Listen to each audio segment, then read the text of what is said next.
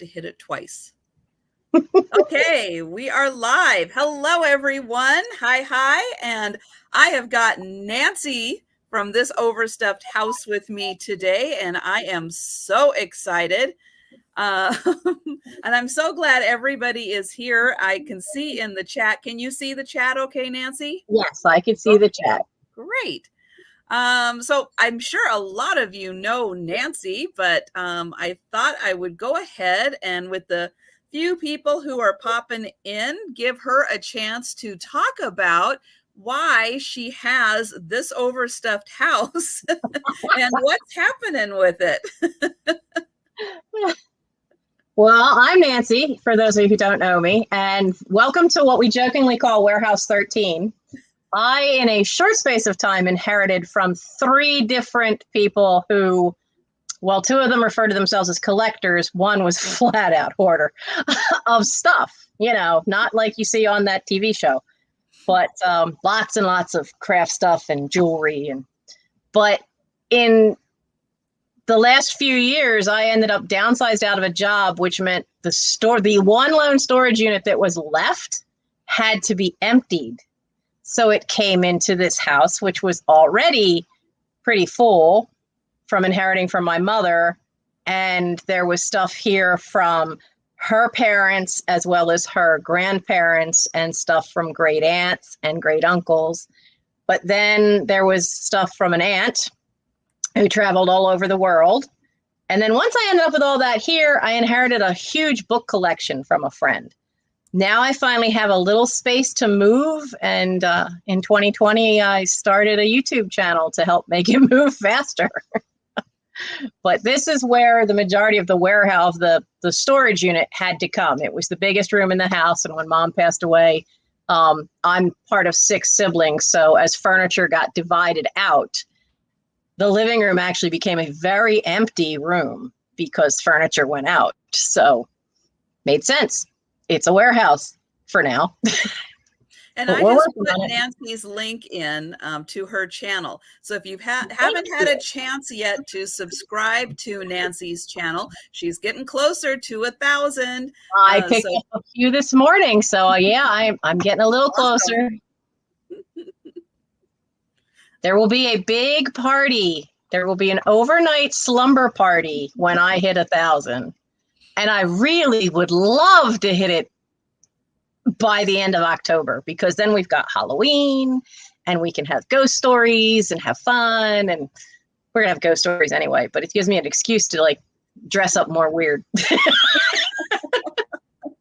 So everybody get on that. So again, borrow your partners, your spouses' phones, your kids, your parents, your neighbors, random people on the street. Just grab their phones and subscribe them to Nancy's channel, and let's get her to 1,000. And I'm going to see real quickly who is in the chat here, because I see Jan is here. Now, Jan is going to have a sale tonight, Antiques from Karen. And I think that there's a cat theme. I'm getting the impression from all of the posts on Instagram. There just might be a slight cat theme to the sale tonight. Wee bit. A little bit. So if you like cat stuff, 8 o'clock tonight Eastern time, you got to be at her sale. Hello, Belinda and Paula, Tracy, and Susan, love the new name, and D Rose, hello there, Auntie Christy, Carrie Ann, Jeannie, Pamela 13, Angel, and let's see, Nancy, and Sue, hello there, Pat, hello, Kim, hello. Which one of the other Nancys is here? Nancy Kell. Okay. And Jean, hello there. And if I missed you, it's just because darn things sometimes go kind of haywire with the chat in StreamYard. And Patricia, hello. And yeah, so it is wonderful having all of you guys here. I know more people are going to be popping in as the notifications go out and people are able to. we have got, I am sure, a really fun selection. I've got a whole bunch of big varieties of things. And if you saw my Instagram post, I've got two of the fairy lamps.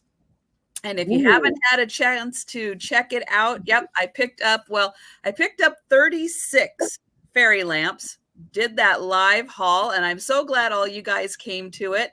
And they had another auction. I picked up a Westmoreland, one of those fancy cranberry flash ones. It is beautiful. And then there were a couple of other little fairy lamps there. And I knew exactly what they were. And I was really hoping no one else knew what they were. And I was lucky because no one else really knew what they were. And I was able to pick them up because they were Victorian fairy lamps. And people don't really know what Victorian fairy lamps look like. And the gals there, they do a great job of listing everything. But even they called them tops and inserts. They're not. Oh, no. They are the bases of Victorian fairy lamps. And the pattern on top is very different from what you're used to seeing. So when I go pick those up tomorrow, I will show you guys exactly what Victorian fairy lamps. I know what those are, but I didn't know what the more modern ones were when I started. But you hit the mother load. Yeah, they are amazing. And they're very simple. They're not fancy like Fenton ones are. They are very simple designs, but they're really cool because they're Victorian. And hello to everyone who is popping in. So yeah, so we've got a bunch of items for sale. Nancy is shipping from Pennsylvania. I'm shipping from Washington. And yeah, the storm is heading her way. So just in case, she already let me know, just in case she goes black there, just be prepared. It might be that the power's gone out and she may or may not be able to get back onto the sales. So we are warned. Hi, Kat. I saw that you popped in. And Farm Girl Scavenger Noel, hello there. So glad to have you here. And let's see, pretty much my sales, if you haven't been to one of mine, I'll just quickly, we show an item, we'll have a price, we'll show a number. First person who puts the number in the chat that we see on our end will claim the item. I have a few that we'll do as offers. I have to say, I don't, this is going to sound really strange, but I don't do countdowns. I'm going to try to do in the chat. I'm going to see if I can do like a G1, G2, and then stop on some of these. I have to say, listening to someone count down from 10 or 5 or so is like fingernails on a chalkboard for me. I don't know why, but it's just that point. I can't listen to it. And so I can't do it. So I am sorry. And I'm trying to find a good workaround for that, for all the people who like to do like those last second snipes. So I think, gosh, who was I seeing who was doing it? Was it last night? Darn it, I can't remember. Too many sales yesterday in my brain, but I saw somebody doing it and I thought, you know what, I'm gonna try that. So having said that, is there anything else, Nancy, you would like to add? I don't think so. I think you pretty much covered it. And I have to agree with you about trying to find a happy medium way to end the timing. Because when I started off, I timed all of mine, but then that messes up with the lag. Even if Katie was one of my moderators at Vintage and Vinyl, and she would time things. But then sometimes you just, the lag is bad enough that doesn't work too well. But maybe going once, going twice with some space in between. And I don't do just in case. Come in if the bidding is still going, so you can usually tell. And then once and I don't like timing. I'll let it go down. And Christy, that is exactly kind of how I feel. Yeah, it messes with my anxiety levels, and I don't know why, but it is. It's something I can't listen to. I don't do just in case bids, but yeah, something like what Susan's putting in. We're going to give it a try on the few, and we'll see how that works. And yeah, so I am sorry for doing things a little different, but yeah, we're trying to find what works over here for all of us. Because yeah, a lot of times when I'm watching sales, I actually will mute as soon as they start doing a countdown. I will mute it because I can't listen to it. So sorry, everyone who does the countdown.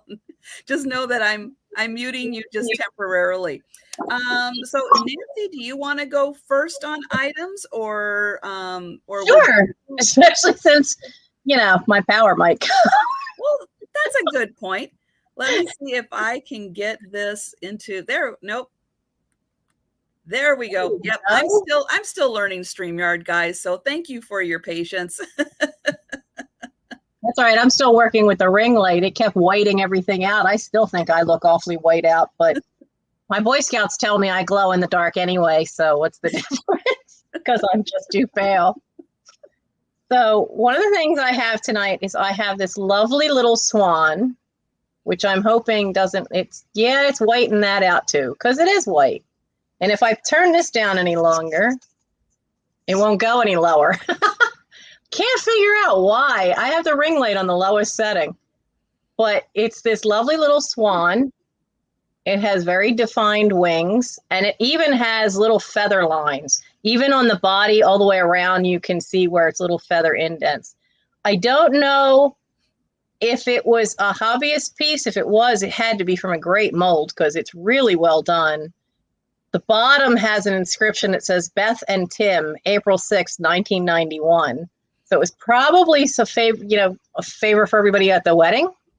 So Christy's bringing up a really good point because I did see Kim using that. Kim from Oh My Vintage, she put a white piece of paper in front of it, and then it was able to focus in a little. I know. Can you find the white piece of paper? White piece of paper and everything I'm looking at is a different color.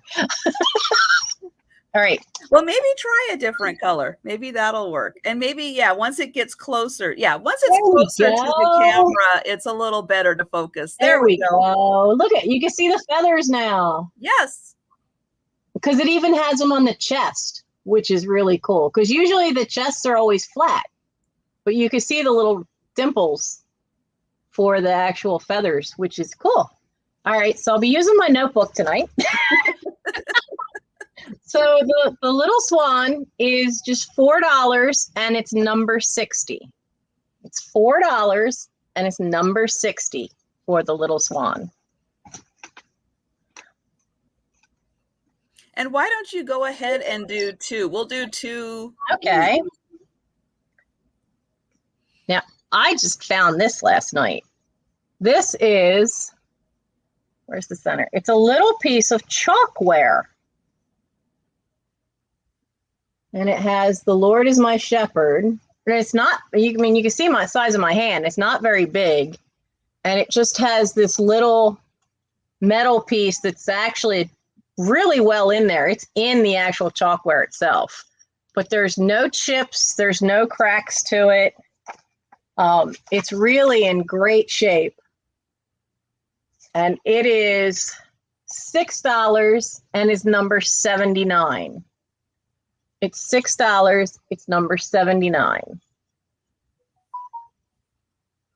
Okay.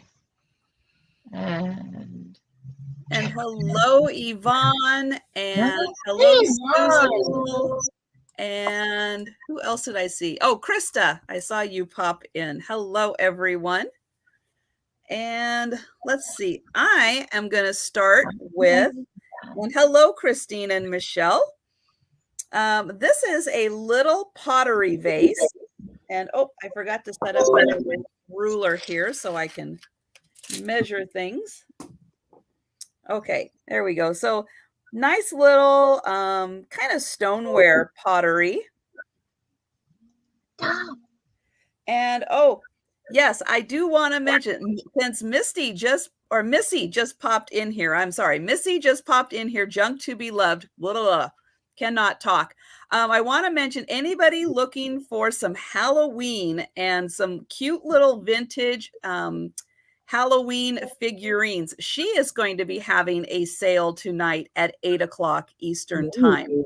So if you're looking specifically for some Halloween, maybe a little Thanksgiving in there, check out Junk to Be Loved.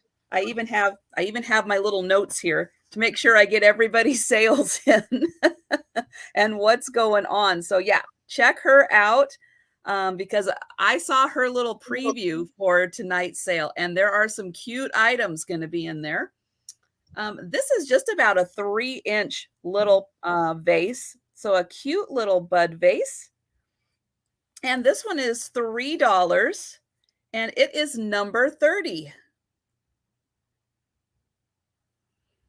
Yeah, it is so hard to find vintage Halloween. So boy, when anybody has a little bit of it, I'm telling you, that's like the place to be for those things. Yeah, I will be having, I think, because the first day of autumn happens to be on a Wednesday, it is the 22nd.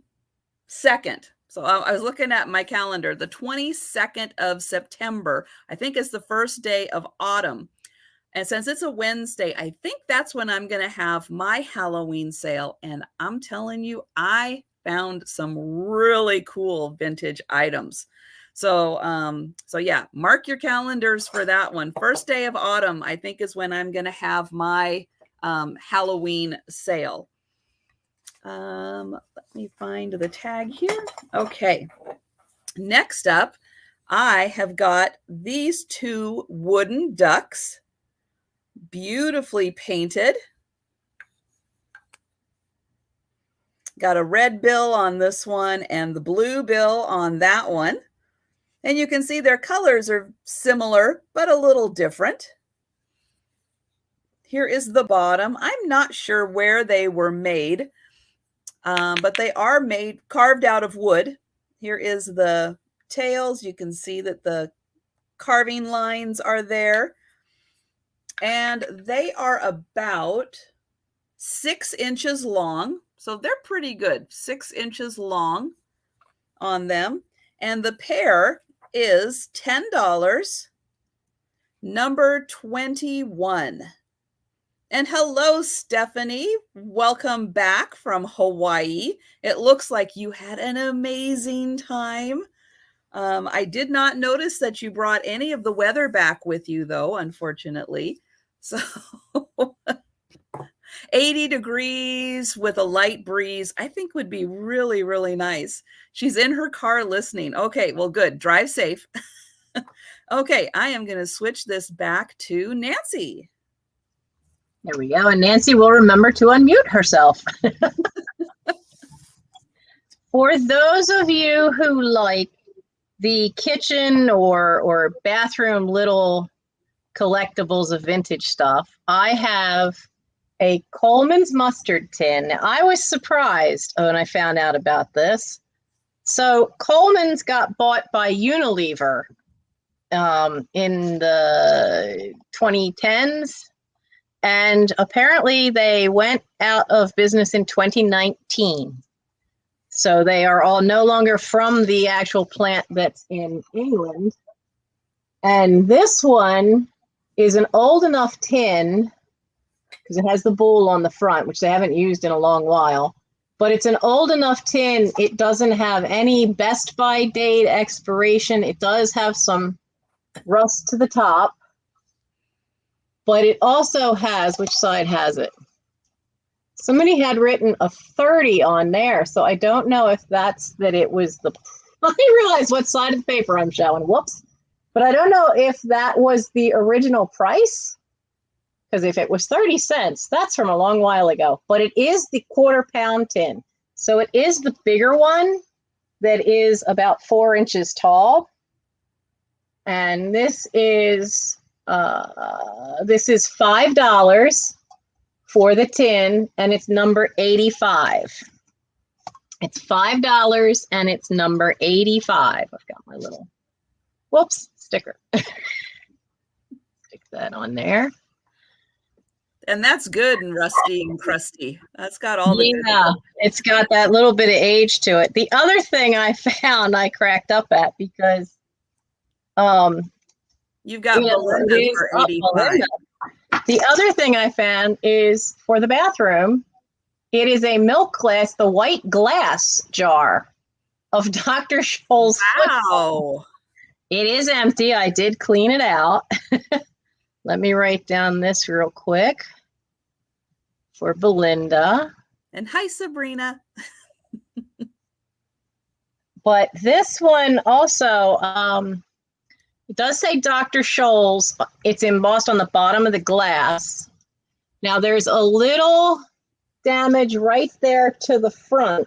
You can see that little tiny piece missing above the blue of the label. But other than that, the label, the paper label is still in good shape. That's the only real flaw to it, is that little piece missing. So this little milk glass, the lid is good too. There's not a lot of rust to the lid. The inside is nice and clean. So this is $4 and it's number 82. $4, number 82. I had no idea that came in a little milk glass bottle. Yeah. Yeah, I mean it's just this great little milk glass piece. So, and Annie P, I have you for number 21. Thank you very much. okay. Okay. So one thing I did forget to mention was that I'm going to be having a giveaway at the end of the sale. Now it is conditional. So I've got 30 items for sale. If I sell 20 or more items, I will do a drawing for free shipping. If I sell less than 20 items, then, oh, can I find it? Then I will do a drawing for the blacklight flashlight and the sticker of your choice. So the more you buy, the closer you get to a free shipping giveaway. Nancy, are you doing, I kind of put you on the spot a little bit. I hadn't thought of that. I do need to seriously consider merch, though. I really need to start thinking about that. Yeah. About some kind of merch. But, you know, the logo that I use is an old picture from about the house was built in 2011, and that picture is from sometime in the 1920s. And so I don't know how to quite make that picture work for a sticker. I'm not sure how I could transpose that around. But as those of you who follow me know, I still haven't mastered the art of doing a decent thumbnail for my videos yet. Graphics is not my strong point. It's not mine either. I've done a few. I will say I've at least accomplished kind of the basics, but I really have no idea what I'm doing. Yeah, I don't have any idea either. So we're just winging it, guys. Okay, the next item I have is a bell. This is a brass bell, and it has a nice ring. The wood, I have a feeling that it is made out of wood, but it has a veneer over it because there is a little spot here. And to me, that kind of looks like some of the veneer came off, like maybe it was bumped and some of that came off. So I do think that this is wood, but I think that they did this as a veneer over it. But this is a nice tall bell. It is, it's about 8.5 inches. So you can see it is big. It's got a nice brass top and then wood and then this brass bell part. I was looking around to see if it said where it was made, and it doesn't, because I've seen these done with India, but I've also seen these with Korea and Japan. So I'm not 100% sure how old this is and where it was made, but it's a nice ring to it. And it's a nice big bell too. And again, great fall colors. So I thought it would be wonderful for some fall decor. This is going to be $5 and it is number 1. for this great, again, about 8.5-inch bell.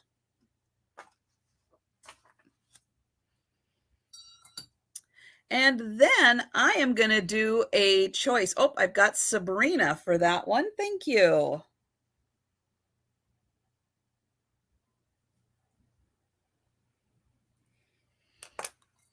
Let me get you.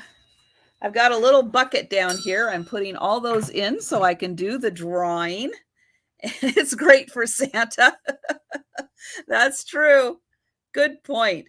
Okay, so I have got 2 decks of cards. Now, these are, I think, bridge cards. They're just the 9s, 10s, Jack, Queen, King, Ace. There are 2 cards of each set. There are the jokers in each one, and the jokers are pretty cool. Let me find one of them. So there's one of the jokers. Oh, Pinochle. There we go. They're Pinochle cards. There we go. Thank you, Joker. That was the one time the Joker card is helpful. And then there are, let's see, I think there's 4 blank cards in here. And there are, this one is yellow with the green colored owl. And this one is kind of a pinkish color with the blue, mostly blue owl. And so what I'm going to do on these is I'm going to do these as an offer up, and I'm going to start them at $5. Let's go cards. Start. Oops, if I can spell start. $5, and it's for a choice. So if you put in an offer of $5, you'll get your choice of whether or not you want one deck for $5, or this deck for $5, or both decks for $5, or whatever the ending bid is for these. But yeah, you get, even if you don't want to use these for Pinochle cards, you get a whole set here of cards that have this fantastic owl design on them for you to use however you want to. If you're making cards, if you're doing junk journals, doing some kind of decoupage or whatever, you can have this fantastic owl as part of your decor. I think he is so cool. And I do have Sabrina at $5 for these. And again, yep, fun fall package toppers. Christy is right on that one. And you can see the color difference between the 2 decks. And I did check. And if you do want to use these for Pinochle, all of the cards are here. I did put them all in order so I could make sure that they were a complete set. So I'm not seeing any other interest. So we're going to try this out here. I'm going to type going once. There we go. See if I can do this. And so we're doing last call on this one. And yes, Auntie Christy does have a wonderful channel. And I think I can't see when I'm in StreamYard who is a mod, but I think Christy is a mod, so she can put a link into her channel. Okay, so we're doing last call on these guys. If anyone is interested, last call. Oops, I have to be in here.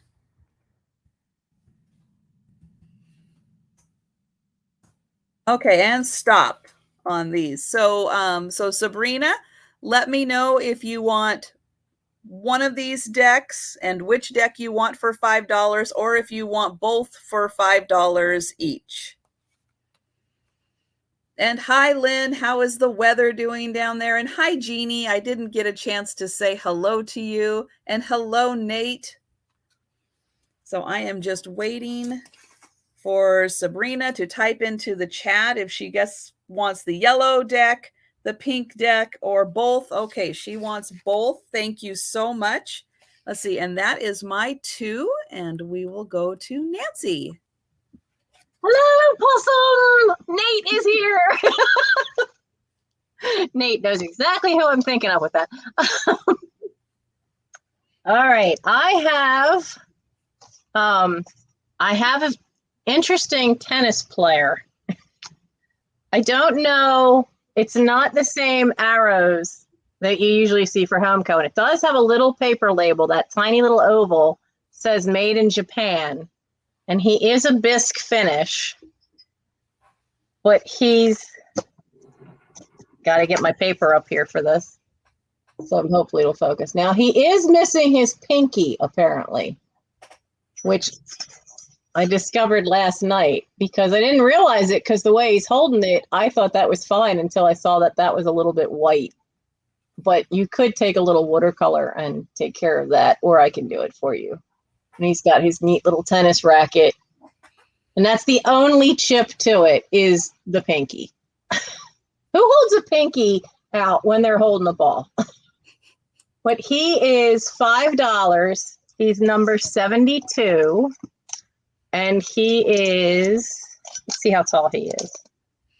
He's 8.5 inches high. But, you know, if you have one of those guys that, you know, they're willing to have some vintage around as long as it's sports related, then this is a good one for you. And it's number 72, and he's just $5. Put his little sticker back on him. Now I also have, hey, fit back under there. I like how Christy's starting the new pinkies out for tennis players. Yeah. Yep. I also have a few vintage patterns today. Now this one is definitely just reminds me of the Brady Bunch. You'll see why. It's a girl's size 8. Does this not scream 70s? It terrifyingly Dan and Marcia and Cindy right there, don't you? Oops. I'll be right back. It's never been used. It's still in there. It's never been cut out. It's perfect shape. And now you have to remember, though, the sizes back then are a little different, but it has all the measurements. I mean, and my mother was a professional seamstress. She always said, go by the measurements anyway, regardless of what size it said. So if anyone would like to have, because some of this is actually coming back in now. You're starting to see some of that 70s clothing start coming back in. You could make it for, you know, the grandkids or any kids. And this Style magazine is $4, and it's number 76. It's $4. It's number 76 for the unused girls pattern, and it's girls size 8. Now I did laugh because it says 40p. So this came from Britain. Because we don't use the P part for our measurements or for our prices. Oh yeah, her doorbell went off. Mail call. That's right. Sorry, guys. Yes, my mail carrier just came to pick up, so yay! And Nancy did her too? I did my too. Okay. And we're all set. All right. So next up, well, this is good timing for Nate. It's not quite the Wedgewood that he's used to, but this is a beautiful Wedgewood cup and saucer. I'll get in close so you can see. This is so nicely done. Beautiful fall colors. And then the back has just a little bit of leaves. And then here is the beautiful pattern on the saucer. And this is the Wakefield pattern. There on the back, it says Wedgewood, bone china, made in England, and Wakefield. And the cup has, there we go, the matching. So yeah, beautiful for fall time with the leaves. And again, look at all of the colors they used. It's like every fall color you could think of. They put in there. This cup and saucer is $10 and it is number 3. And thank you so much, Pat. That is so sweet of you. I appreciate that so much. And oops, let's see.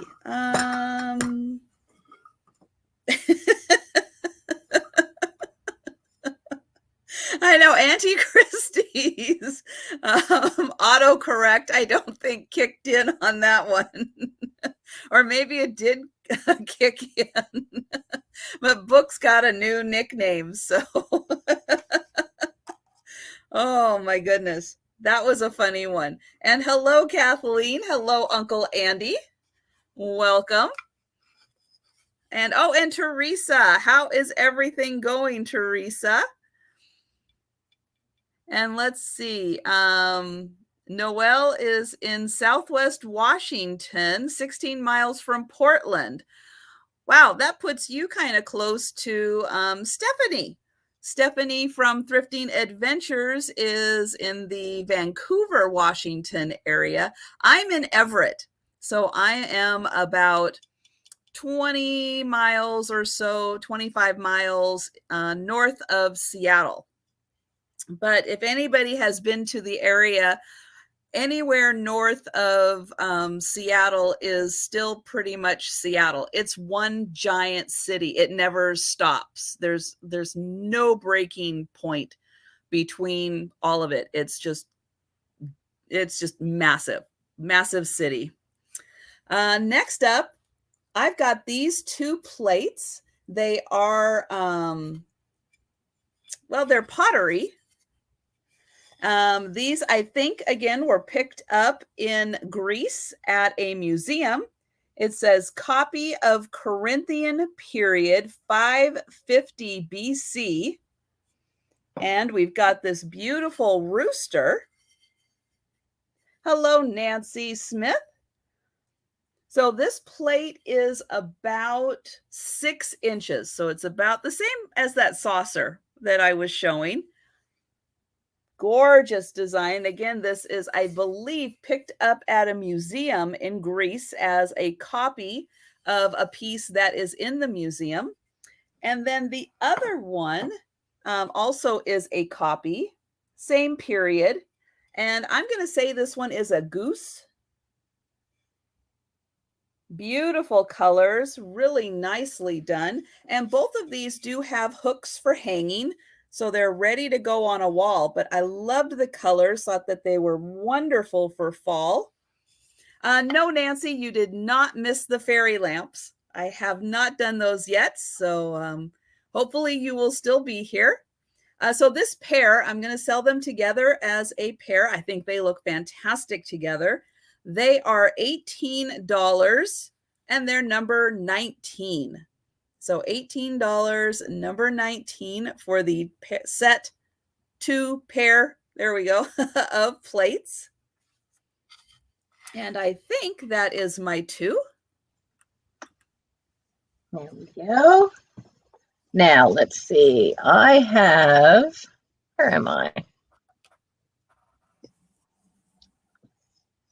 I have, for those who like ephemera, I have a lot of 27 Christmas cards. They are vintage from the 1950s to the 1990s. They are all religious ones. So that's the only one that's an Advent, but it was a nice size to hide the rest of them in.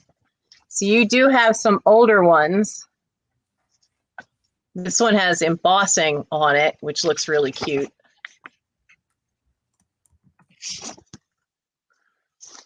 And this is the first time I've seen one that looks like the artwork was from Japan, but it has the shepherds.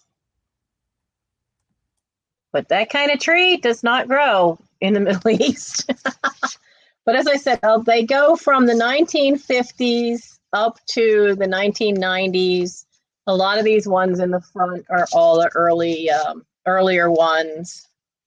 And then there's some that I included because this is one from the 90s, but look at the artwork on that.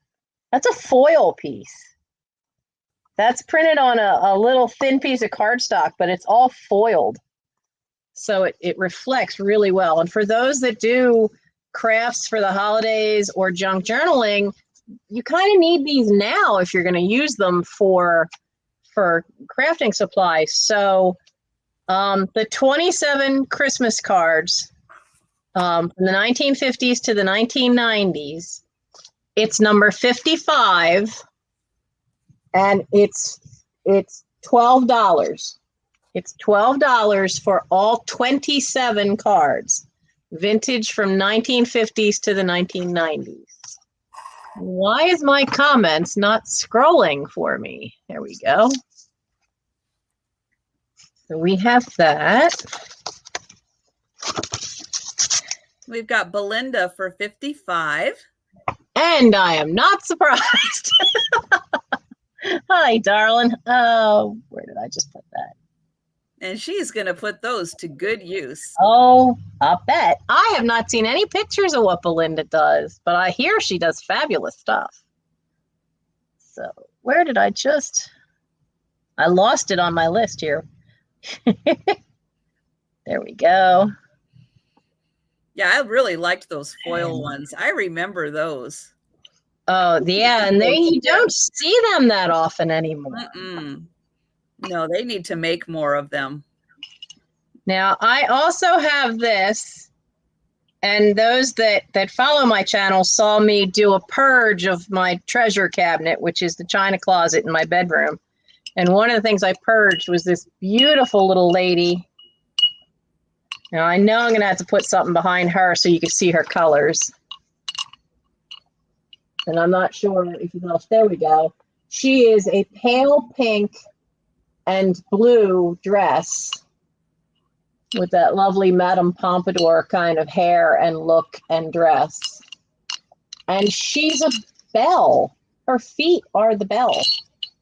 But she was made in China. My mother used to get doll figurines for her daughters for Christmas every year. And one year she couldn't find little doll ornaments, so we all got these bells, and then I got the extras that she bought. So this wonderful little piece has been living in a china closet for about 25 years now. So she is, number is she? She is $6, and she's number 71. Make a cute cake topper, wouldn't she? She is $6, number 71. She's all porcelain. How tall is she? That's what I'm about to find out here. Hi, Lorianne. So she's 5 inches tall, and the feet do stick down a little further so that you could kind of see them if you hang her as an ornament. But I had her just sitting in the china closet for a long time. And there's a slight sheen like satin to the paint.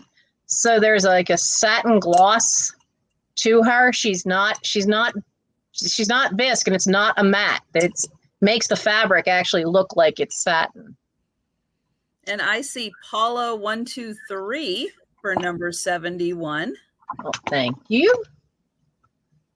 That's my 2. Okay.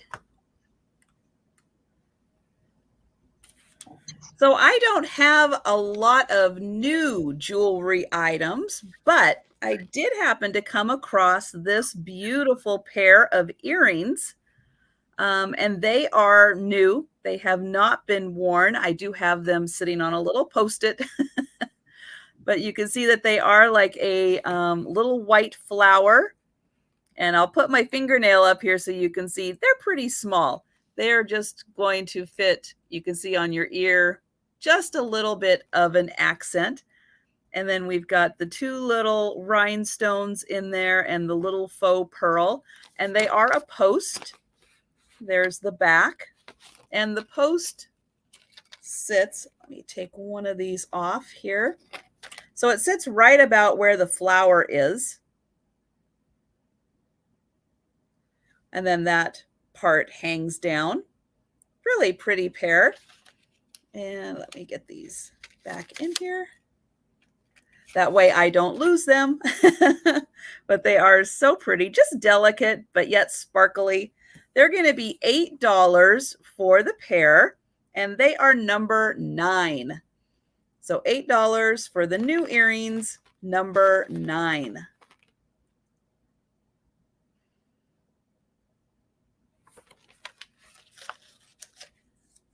Let's see. And then, okay, I'll go ahead and do a fairy lamp. Let's go ahead and do one of them. So I am going to start this one off. You don't even know what it is, and I'm telling you, I'm going to start it off at $20. And I decided to go with, for a start, the very traditional amber glass hobnail. This one is 4.5 inches tall. It is a classic design by Fenton. Here is, let me take this off.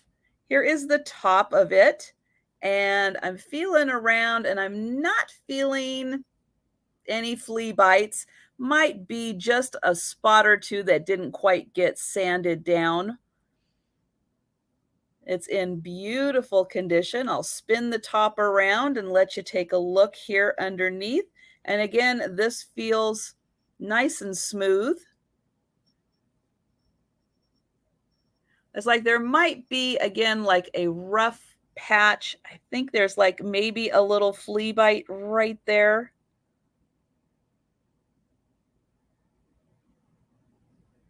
It's so hard when these go in for there not to be anything on the edge.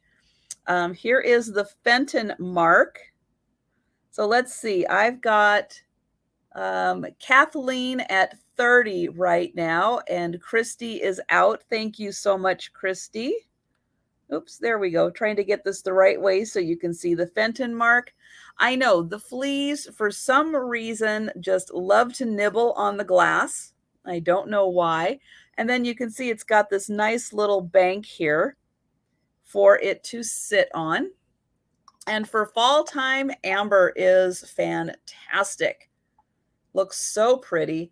And these in natural daylight, if you're able to put these on a windowsill, oh, they are so pretty the way the light comes through, because this is really like, it's not a dark amber. My lighting may be making it look a little darker, but it's kind of that lighter honey, maybe a caramel colored amber. It's really pretty. And with my lighting here, what I can see is, oh, it looks really nice.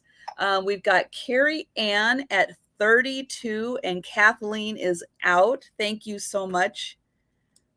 And I think, let's see. Okay, so I think we are pretty much here.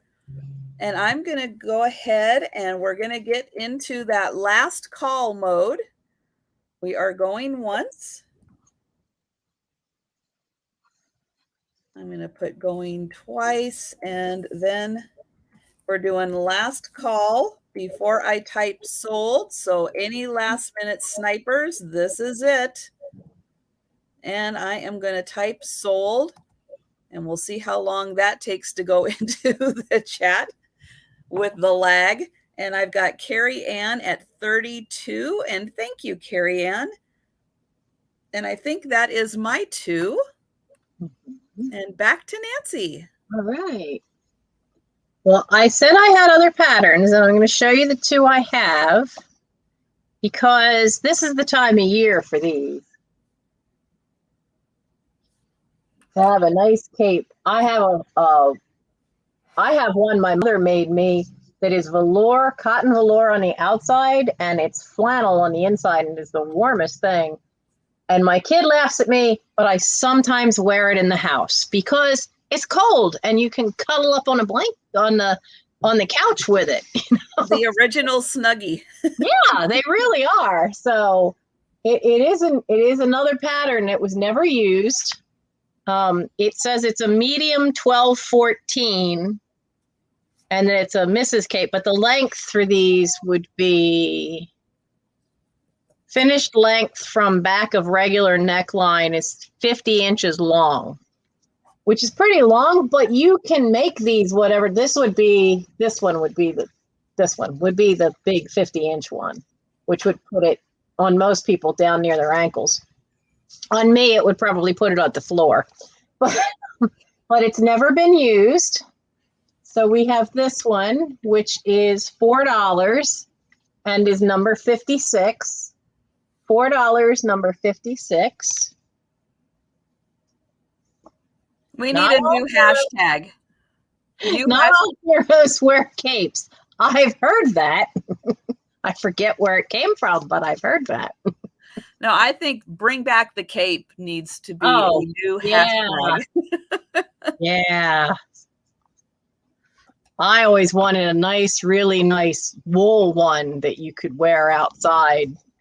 And the one that I have was actually made for a show because it was Christmas caroling and we were hired to go through one of these. In the 90s, they had these things that were called first nights. And you would have some big events usually in some little historic town. And I had to go up to Doylestown and they did a first night that was all Victorian. And they hired people to sing Victorian Christmas carols in costume. I was one of them. And I was not going to freeze my tail off on New Year's Eve. So I had long johns hiding underneath that dress. I had a flannel petticoat made to go under the dress. And I had that cape. So I was going to be warm no matter what. The other one I have, and you guys are going to laugh, but I live with a millennial. So let me tell you. See those? We grew up calling them like bell bottoms. They're now calling them flares. And they're coming back. So you can make your own. It's another unused pattern. It says for a waist that is 25.5 with a hip of 36. It doesn't even give an actual size per se. It gives the measurements. But it's another unused vintage pattern. And when my son saw this one, he said, why couldn't that have been for men? Because, they're starting to see this up in Philly where some of the guys are wearing these and they're called flares. So all the 20-somethings are discovering the 70s now. But this is also another one. It's $4 and it's number 80. $4, number 80. Now those pants are fun until it rains. And yeah, remember they get so heavy? So heavy. Crazy heavy. So that's my 2 for this time. Yeah, that was the one thing I hated about those pants when they were in, and especially because of living up in the Pacific Northwest where it tends to rain a lot. And those bottoms, once they got wet, it's like they just never dried. Especially if they were the denim, because the denim when we were growing up was a lot thicker than jeans now. Yeah, that was awful. And you almost felt also like you were getting that back spray. It's like every time you took a step, the water was flipping up at you. It was crazy. I don't know why those are coming back, but good for them. And with the guys too. That's the funny part. Yeah. I have got a beautiful 3 metal brooch. Ooh. So this has kind of a bronzy color, kind of that brushed nickel, and then the copper color. The back all looks the same.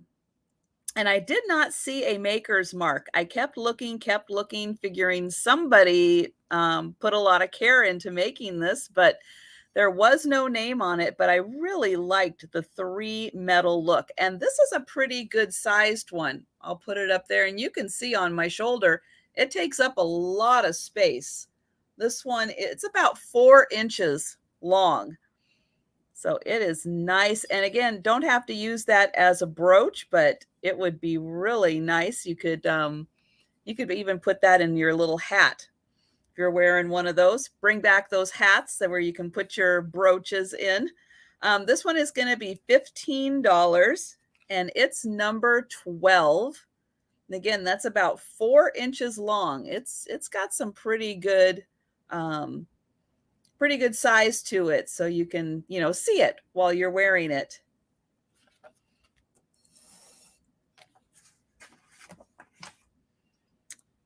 And then I have got a little puppy planter. And he has got just the sweetest little face. He's got a little pink bow tie and a little pink tongue, black eyes, and a little black tail. I didn't see a maker's mark, and there's a piece of very, very old masking tape on the bottom there. And let's see, he's about 6 inches tall. And this part is kind of like a bluish sponge design around the bottom. It's just kind of like it's sponged on to it. It's textured, so I'm sure that when they just did the painting, they did it, but it just has that kind of look to it. And there's the inside where the planter part is. And again, he's about 6 inches tall. And this is $16. And it's number 16.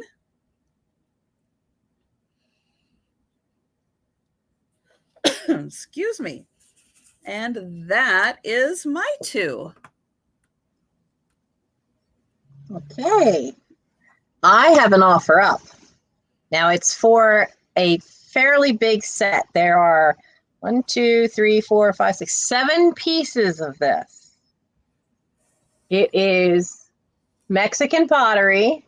This is the sandstone finish. And then this is all nicely glazed and shiny and polished. Now they are not marked tonala. They don't have an artist signature. This one still has the paper label that says made in Mexico, but most of the pieces just say Mex on the bottom. So the starting on this, keep in mind, it is a 7-piece set. So the start on this is going to be $15 because you have the creamer, you have the sugar bowl, I have the salt and pepper shakers with their corks, but you have the matching salt and pepper shakers. We have this lovely pitcher, which has its nice little spout there for it. Now, the neat part of this is I like the little indents because you can actually grab it because it's indented on either side. But what a fabulous artwork they did. That is gorgeous. Isn't it beautiful? And then the other 2 parts are the mugs. Now, the only flaw, and from the one side, I can't even tell which mug it is. This one. One mug had an accident and had the handle break off. Now, when you're on this side, you can't see it at all. But on this side, you can see where there's a little piece missing right there and a tiny little piece missing right there. Now, I went and put this back together with E6000. Now, it had cracked here and here and here. So you do have the one mug that had, that had an issue with the handle, but everything else is in perfect shape. My chat's not moving. There we go. But it is a fantastic set made in Mexico. And as I said, it's 7 pieces because you have the mugs, you have the big pitcher, You have these great salt and pepper shakers that go with it. You have the creamer and the sugar bowl. It is a fabulous set. And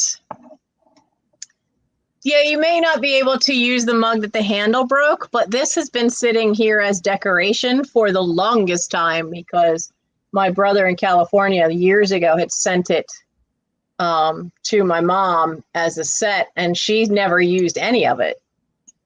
But hey, there we go. I love the look of the lid on that. Yeah, those flowers are stunning. We've got really Sabrina right now. Let me see if I can do this. Yeah. Nope. I did hit the wrong one. There we go. Okay, so we're at 20.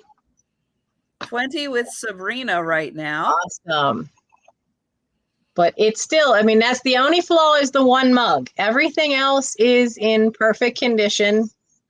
And as I said, some of them have they have the little paper sticker for Made in Mexico, or but they all also have Mex written on the bottom. And there's no artist mark, but because a lot of the Tonala would have a name to it. But I don't know that the Tonala does when I looked it up, they said they called it sand casting and other places called it sand finish because it is that slightly rough look and feel of sand. But the flowers are just your hands over the paint. Is it textured? Can you feel the paint is almost, it makes me think of because it's glazed. So it makes me feel like when you look at it, it has that look like enamel paint on something that's that really high gloss, shiny, but it's porcelain slip that they've put over top. This all is raised up over top of the glaze. And I don't know, it's raised up enough that you can see it, but I don't know that I could ever get it to show on the camera that it is raised up. Like the dots, maybe you can tell there. So we've got Uncle Andy out right now. So I think Sabrina still is at 20 of our high. So we are going to do last call on this one. So if anyone else is interested. It is a lovely set that needs a home. Because it's not my style at all, but I can appreciate how beautiful. I mean, you can see the gloss on this because you can see the ring light reflecting in that dark blue. Just a beautiful set. Well, and the indents that they did. Yeah, that just cracks me up because you have the handle, but you can actually grab it from the indents. It just gives it such a neat shape. I mean, I was tempted to keep this because I like the shape so much because I like pottery, but most of the pottery I like is more the arts and crafts style, but that shape is very much kind of arts and craftsy. So, but I didn't think it was right to break the setup. Okay, guys, last call on this one. If anyone else is interested, last call. We are going sold to Sabrina for 20. Congratulations, Sabrina. Now I just have to figure out how to get that. There we go. Sabrina is Simon Says. And book, I did see that you wanted number 12, the leaf brooch, and I do have you for that one. Thank you very much. Okay. Now, another thing I found. Hi, Julia. I kind of doubt these were mine, but they are a hand crocheted pair of children's gloves, which are so cool to decorate with. Wow. They have, they've got a really nice border. They have a little button to them. They do have a few condition issues on one of them. Where'd it go? Okay, so not that one. I'm betting these had been my sister's because she's 14 years older. I didn't show up till 1965. So all of the older relatives were still doing a lot of lace crochet and stuff like that when she was little. And luckily, when they had her, my grandmother made for all the girls, my one grandmother crocheted these gorgeous handkerchiefs for when they got married. They had enough sense to tell Granny to make mine as well, even though I was only 13 at the time. Otherwise, I never would have had one of those really cool handkerchiefs, though it's somewhere in my mother's cedar chest, which I haven't tried to get into to empty yet. I haven't found the key. But this one has this little pool right there. And then it's got a little pool further down, the same glove. Can you see it's right there?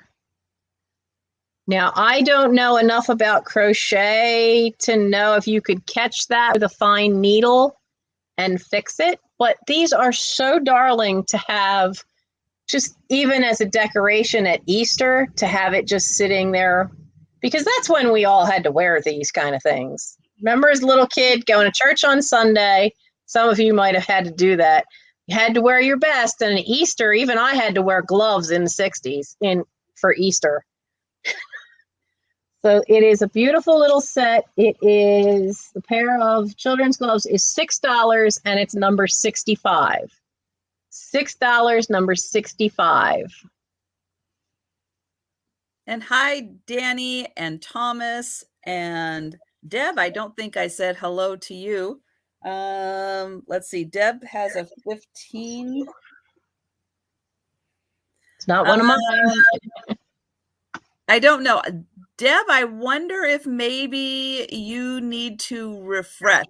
I have the lower set of numbers and I haven't shown number 15 yet. So I wonder if maybe you are bidding on or thinking that you're bidding on an offer with your 15. So you might want to refresh Deb. And let's see, I saw someone else come in. Let's see, I said hello to Thomas. I said hi to Danny. And I don't know who else came in the chat. Oh, well, Tony just came in. Hello there. And for those of you who are buying from us today, remember we have our emails up underneath us so that you can send us your info. That's right. Oh, yes. And I was going to post again, if you have not yet already subscribed to Nancy's channel, I just put the link in to her channel. So feel free to take a second and go over and subscribe to her. And let's see, I will try to click on the right button here. There we go.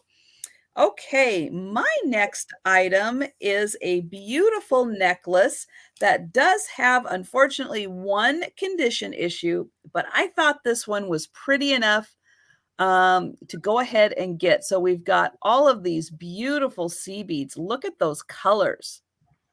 Gorgeous colors in the beads as we work our way down to the pendant, where we've got a condition issue. But look at that peacock. So here is the head. Oops, right there. There's the little plumage on top. And then here's the body into the feathers. Now you can see kind of right there in the middle, we've got one missing right there. But I thought this was an amazing pendant. And I know a lot of you do have rhinestones around and spares and can pop a new one in there pretty quickly. Here is the great stone that it's sitting on and the back of the pendant.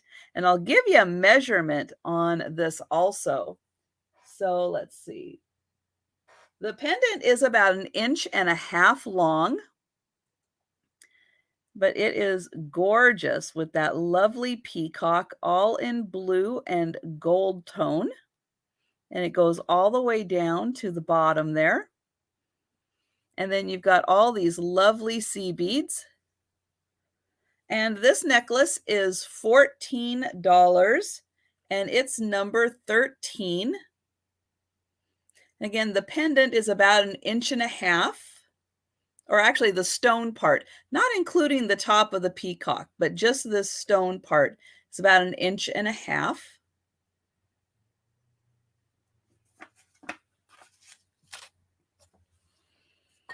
And then I've got something really cool and unusual here. So this is a wood basket that is carved out of a solid piece of wood. It is marked on the bottom. Oops, there we go. AR, but I was not able to find anything about someone named AR. But look at the beautiful rings of this tree that it came from. And this is just so great. It is so textured. It's not smoothed out. It's just very natural and very textured. Love this design. And you can see that the inside is just, again, very naturally done. However, that wood felt like going that day, I guess. I'm sure as these guys work with the wood, they kind of let the wood tell them what kind of shape it should be. And it does have a nice smoothness to it. So it was sanded down really well. And you can see this is about as big as my head. It is a really nice chunk. And again, just a beautiful rustic, would look great with your little pumpkins in here or a nice collection of leaves. Be really pretty in there for fall decor. And let's see, this is about 8 inches tall. And it's not super heavy. It's not a really dense wood. It's not a super, even though it is carved out of wood, it's not like, oh my gosh, this thing it's wood. No, it's nice and light and just a nice rustic feel. This is $30 and it's number 25. And hello, Cindy. Thank you so much for stopping in.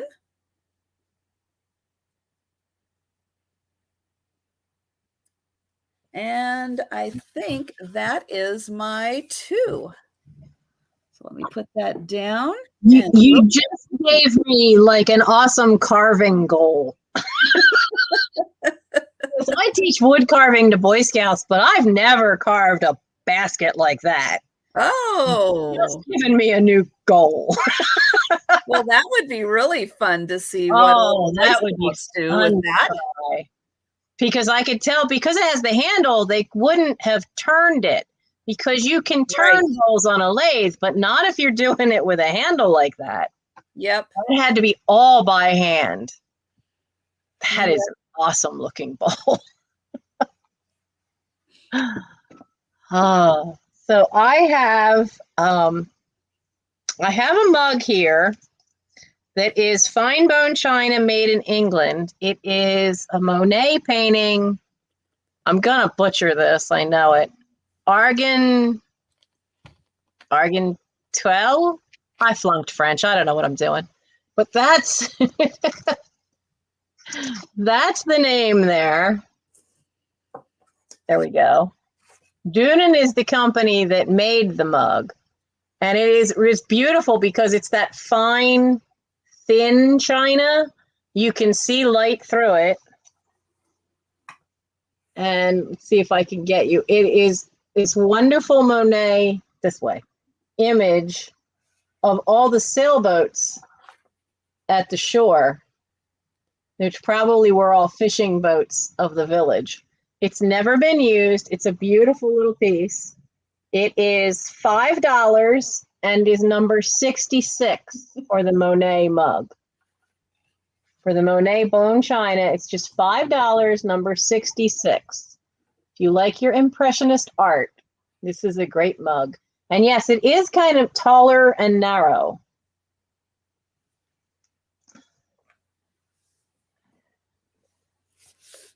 Number 66. And I got you, Janet, for I the was going to say, Trisha, I think that one's one of yours. Another mug I have, because some people like that florals and the cottage chintz look, and this is very similar. This is a beautiful mug, and I only have the one, but this is Rose of England, made in England, fine bone china. Now, I could not find the pattern name on this one. It has a little flower inside, but look at the beautiful coloring to this. It's just a lovely, lovely piece. But this is also $5, and it's number 51. $5, number 51. The nice part about mugs this size is if you have one of those single cup coffee makers, it's the perfect size to fit underneath. I have a Mr. Coffee that only makes 1 cup, and I use it to make tea, but you can't put too tall a cup under there. So some of my mugs don't fit, but this one fits perfectly right underneath for a 1 cup little coffee maker. That is beautiful. I love those flowers. Really pretty little piece.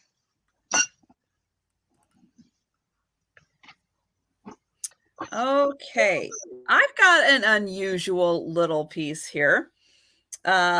I got a lot of comments on this when I showed this. This is from the basement, down in the basement of the World Traveler estate sale. And yeah, it is like a little Chinese shoe, kind of like a slipper shoe. And it has got this, it's I'm going to say it's brass. We've got some markings on the bottom. And I'm sorry if I'm not holding that right side up. I'll hold it up this way. Oops, where'd they go? Right there. And it's not very big. It's just, what is this? Little over 4 inches.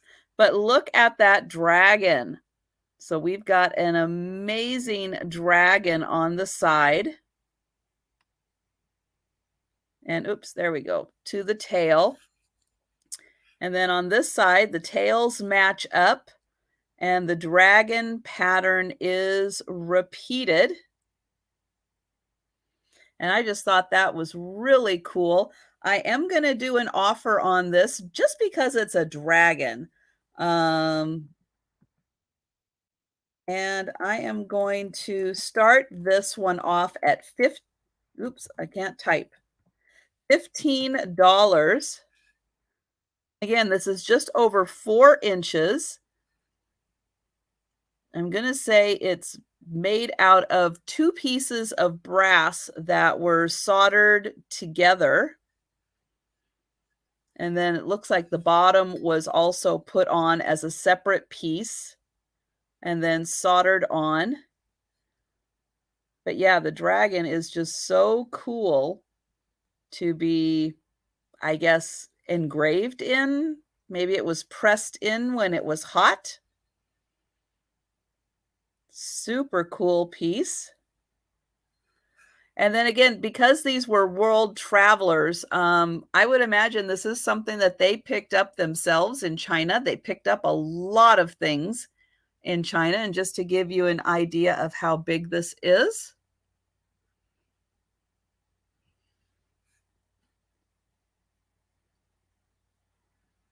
And I'm not seeing interest, which is okay. We'll give everybody a chance to think about that.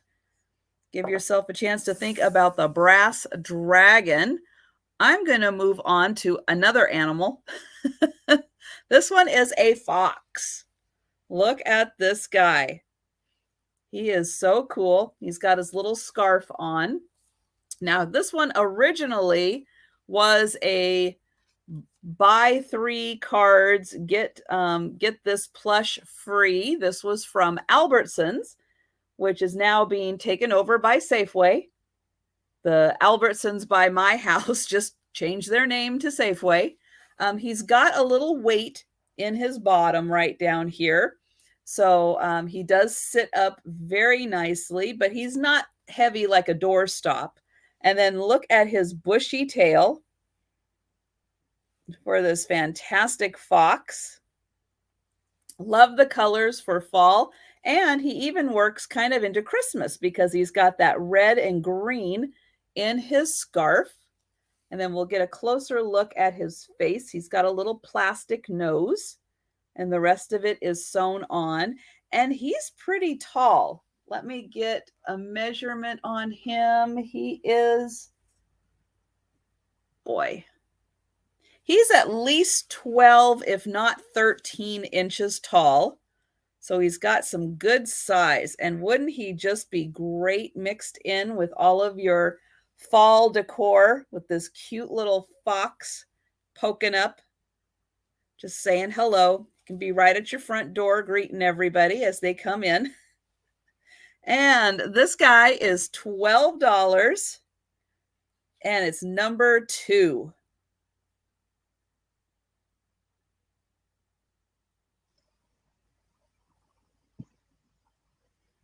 Oh, and we're still on storm watch. Yeah. So everybody stay safe with this horrible storm coming through the area. Yeah, these winds are just terrible. So yeah, I feel for all you guys, excuse me, on the East Coast. And that was my 2. And all in the attic treasures. Thank you. I see you for number 2.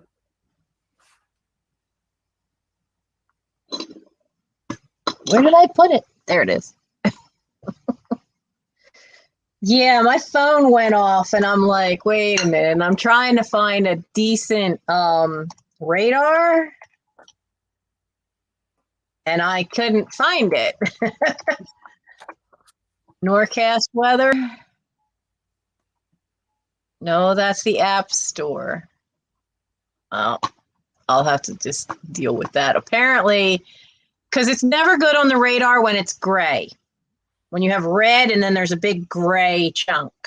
And it is about 5 miles to the one side of me on the radar. Belinda, my basement door is 10 feet away. But the window is here, so I can keep an eye on how the wind is.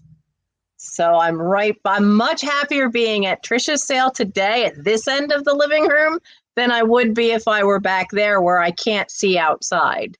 So I have been keeping an eye on it because I've been through one of those. I don't want to do it again. It's not fun.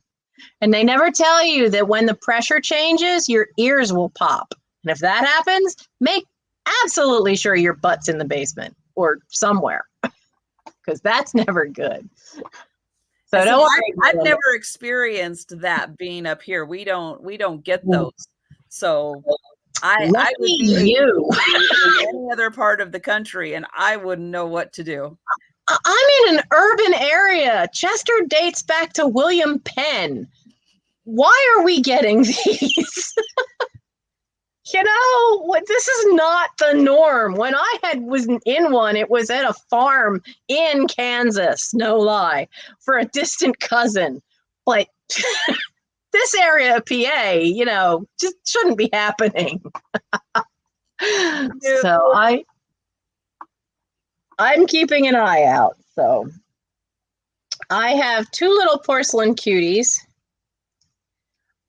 This one is a little porcelain planter. I mean, it would be good for a little air plant because it is small. It has little holes here, which I guess would have had a ribbon, whether it would be blue or pink. But what I liked about it is that you can actually see, and we'll probably have to do this so you can see it.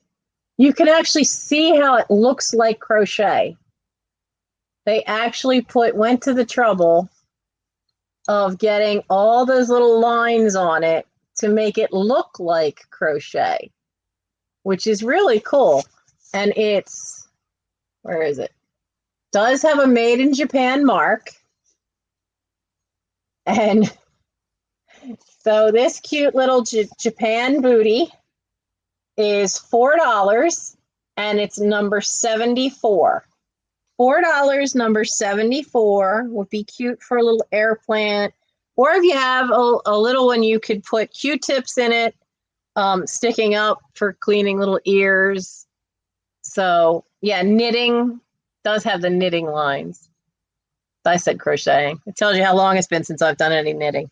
But it's just $4 and it's number 74. And then I have a lovely, lovely piece of vintage Lefton that is fantastic looking. There's not a scratch on this. You can, when you can see it close up, you can actually see the lines of the paintbrush because this is an early enough hand-painted Lefton piece. It does have the gold foil sticker and the Lefton trademark on it, but there's not a chip, there's not a crack, there's no wear to the gold. You see the gold that's on the around the edge, but it's just a great little trinket dish. And I've lost my, there it is.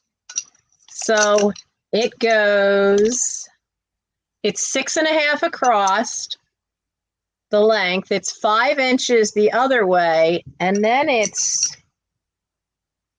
1.25 inches high. But that is a fantastic example of nice Lefton hand painting. And this little Lefton fruit dish is $7 and it's number 81. $7, number 81 for this beautiful little fruit. And one thing that the light, I think, is glaring it out so you can't quite see it, is it is just a faint green. It's a very, very light green around the edges of the piece. Yeah, you can see that better when you put the white paper behind it. Yeah. I know, tornado warning went off. So far, so good. I don't see a cow going by or a woman on a bicycle or a witch on a broom. So I think we're okay so far. Yeah, you keep watching for the cows.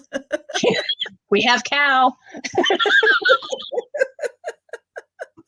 Because if they've made it into your area, boy, they've traveled far. Well, it's like when people tell me and there's flooding in Chester and they go, "Oh, aren't you worried about it?" I am so far up a huge hill that it would have to be the flood of Noah for the water to get to me.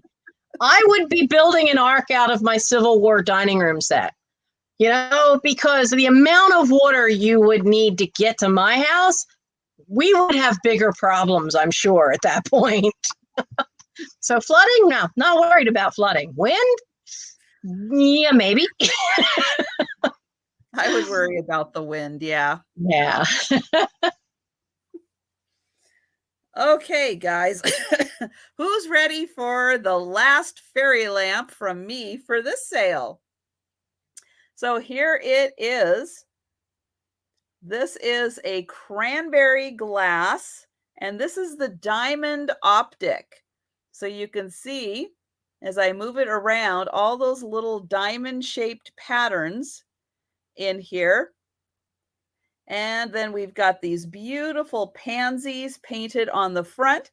And I thought that would be really a great thing. Pansies, everybody gets kind of those winter pansies going. And let's see, we are going to start this one at, oops, do that. So we're going to start this one at $45.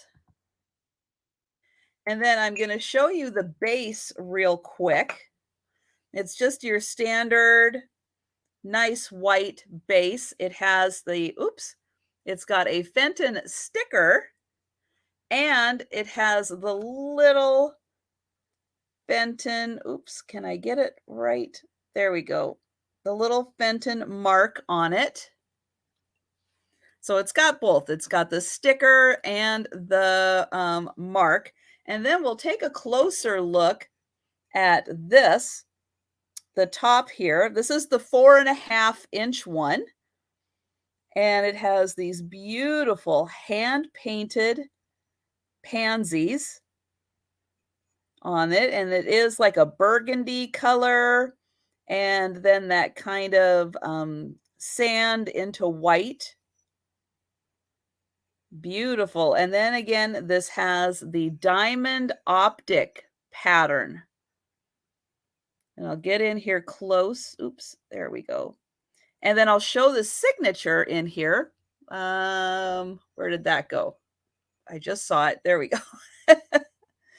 So it is hand painted by, and it looks like C. Griffiths is who painted it. And I'll show the inside, and maybe you can get a better idea of the diamond optic pattern that is happening on the inside. And hello, Rebecca, and thank you. We've got Rebecca at 45. So you can see all along here that it actually is like a bumpy pattern because there are diamonds on the like diagonal in the glass to create an optical pattern, which a lot of times you just see this as plain. It's just a plain piece of glass that is hand painted. This one's a little different and a little nicer because of that diamond optic pattern in there. And it is a, it's a pink with just like a little cranberry, just a hint of cranberry. I think on my screen it might be just a little darker than towards the cranberry than it is in person, but it does have a nice little bit of pink to it.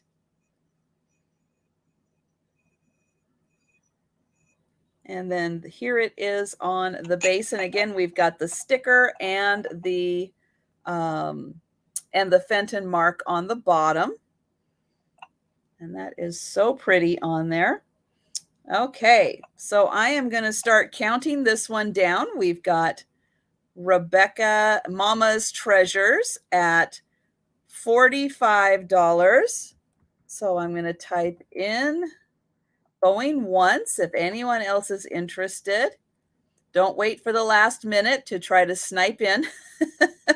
Because of the lag, you never know what is going to happen. Going twice on this one. And oops, I gotta click on that. Okay, and last call. Oops.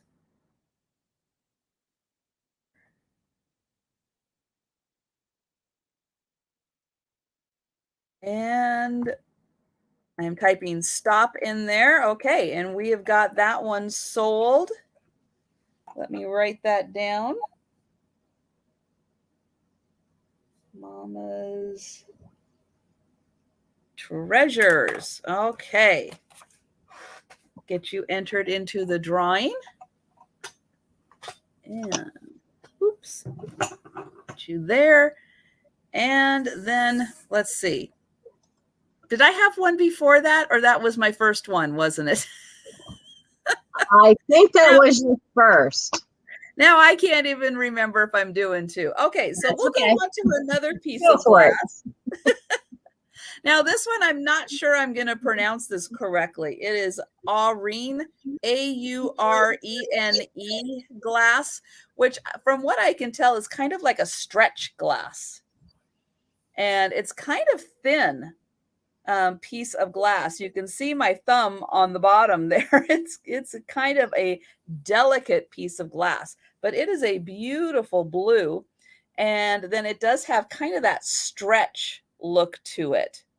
It's really pretty cool.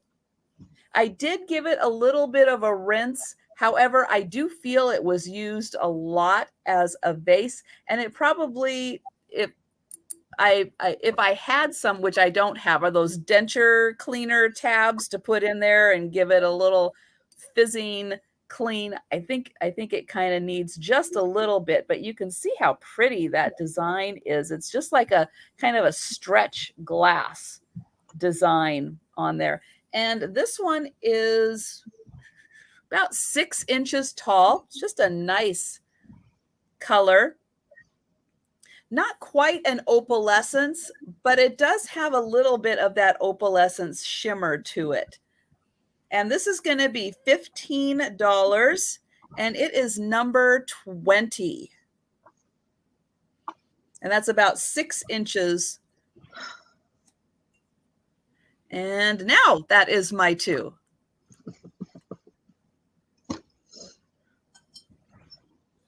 So I have a lady's pair of gloves. I think they're I don't think they're silk. I think they might be, I think they might be an early nylon because it's very sheer, but they are very pretty. And I need my notebook here. So they do not have an enclosure. They just have the opening. They don't have any kind of a button enclosure because it is an open spot there. But what they have is this delicate little pattern of lace and 2 little rhinestones on the wrist. Now, I couldn't find a way to size these. I do know that I think I take a size 6. I think. It's been a long time since I've had to know the size of gloves. But these are for a small hand that's a little on the narrow side. They are not children's. They are a lovely pair of ladies' gloves. There is no marks, no stretches to the seams. There's no damage to them in any way. And these are $7, number 73. $7, number 73. Those would be beautiful in a display also. Wouldn't they? They'd be lovely for that. I have, it's funny, is I have a pair of black ones that have some rhinestones around the wrist part, and I use them in my Halloween display, and they were my grandmother's. They might have been Nana's, which would have meant my great-grandmother, but they came out of the same house, so it's one of theirs. But they do make a neat little display piece. Another thing I have, and Susan Wingate, or Wingate, has done a lot of stuff. You can get canisters and dishes and all kinds of kitchen stuff. She has some that are just the sunflowers. This is one of her rooster pattern, but I could not find this as, I know it's one of hers, but I actually couldn't find this one online to get a comp. But it is a nice deep dish. So you could either use it as a little serving thing or have it as a rooster decoration. But because of the size of it, this would make a neat water bowl for a pet. It really would. I think it would make a great water bowl. So if you have, if you have that rooster decor for your kitchen, because it's 3 inches deep, it's 5 inches wide and 3 inches deep. And you have these great roosters painted on it. And some of it, like these, the center parts of the flowers are all done with porcelain slip. So these are all raised up. So it really is a neat looking piece. But it is a nice size to use for that you could use it for either as a little serving thing or use it as the pet's water dish. So this is number 61, and it's $7 for the Susan Wingate rooster piece. $7, it's number 61. And Thomas is saying that would be good for the inspectors. And I have to say the inspectors are really spoiled because I have a beautiful glass salad set that I don't use. And so they get the little bowls that are part of the set for their water. And so yeah, they're very spoiled with their glass water dishes. And Well, I don't have rooster decor, but that would be wonderful for rooster decor. I was even thinking if you had rooster anywhere in the house, put some those cinnamon pine cones in oh that yeah, that would be and nice. scent up your house with those, with keeping with the rooster decor. My cat does not like the metal. She's picky. So we had to get a new dish for her. So of course I sourced one. I thrifted one.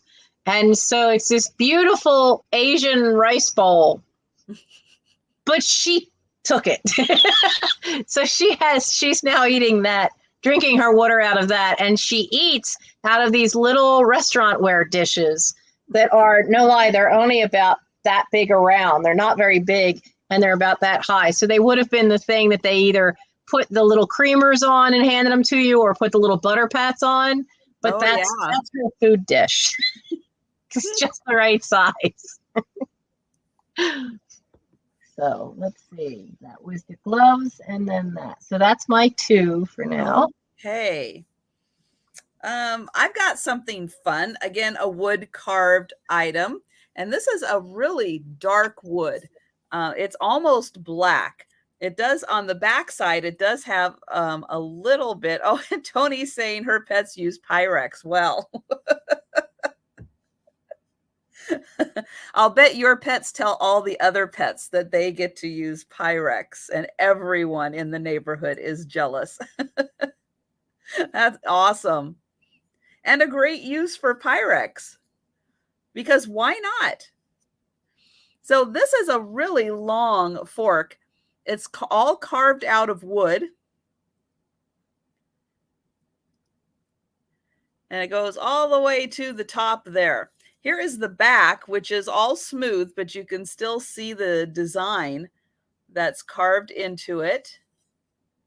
There's the back. And if you're looking at the back, you can actually see a little lighter grain is running through parts of the back of that. So you get a better sense of the wood. The front, I don't know if they treated it because that's the part that was carved, and it just has a blacker appearance to it. But I just thought this was super cool, and what a great thing to hang on your wall. It's about 13 inches long. And this would even fit in with Halloween decor. This could be really cool. Part of Halloween. This is going to be $15, and it's number 26. Again, that's about 13 inches long. But yeah, wouldn't he look cool for Halloween up on your wall?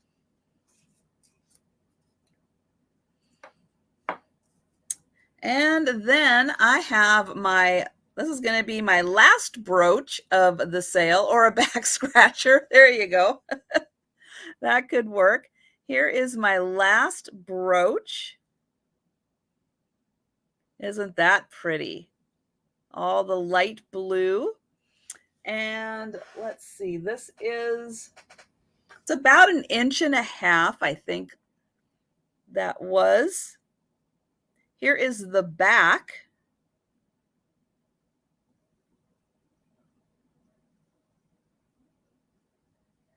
And again, the front. And this one is going to be $15. And it is number 14. So $15, number 14 for the light blue brooch. And that, we've got Kathleen for that one.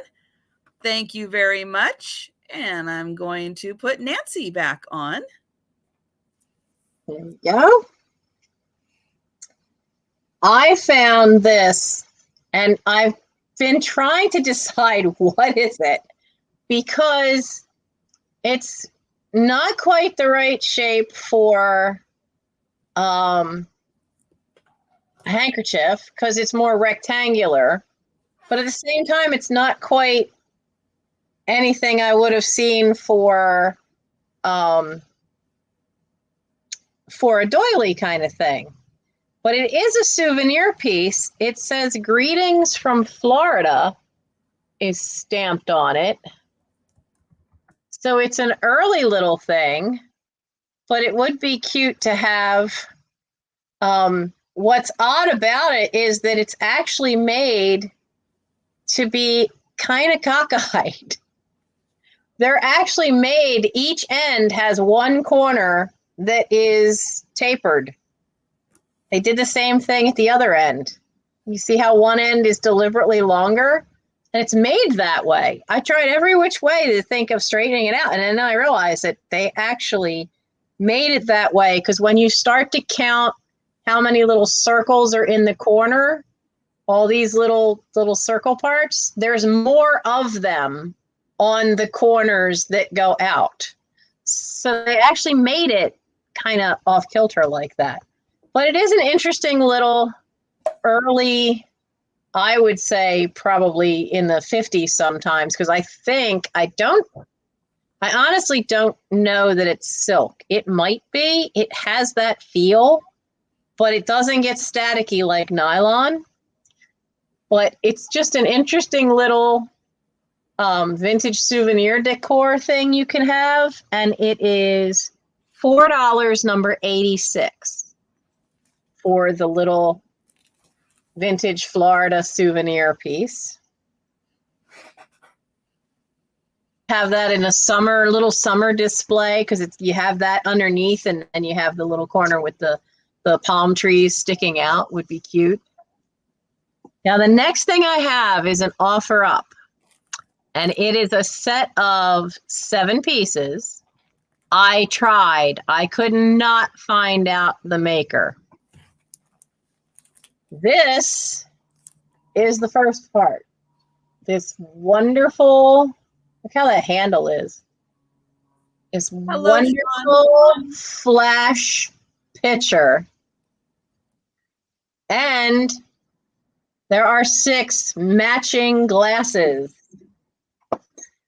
So this is going to start at 15. Now, I tried to find the maker and could not. Now, you can see that there are little circles. Those are cut into the glass. And it makes a band around the bottom of the flash. Now, the hard part's going to be to show you where, there we go. There is a damaged spot to the flash. I'm trying to have it not be in the glare from the ring light. That is right there. It's right here. There's a spot. Can you see it? Yes. Sort of. That's the only damage to the flash on any of this. The handle is applied, but it's really well done on there. But as usual with the time period of the 50s, it doesn't actually meet to there. They did a really nice job with the bottom too. There's not really any kind of a pontil there. So I think it would have been blown into a mold. Where's my tape measure? But this is a great set, and it is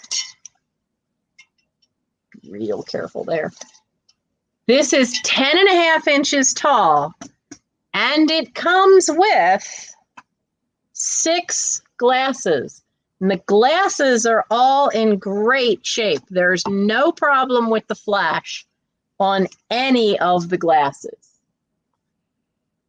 Now the glasses also have some weight because that's a solid bottom.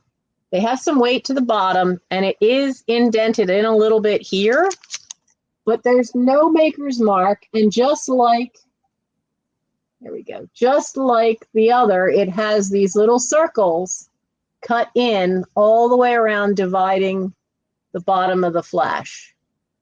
So it is really cute piece.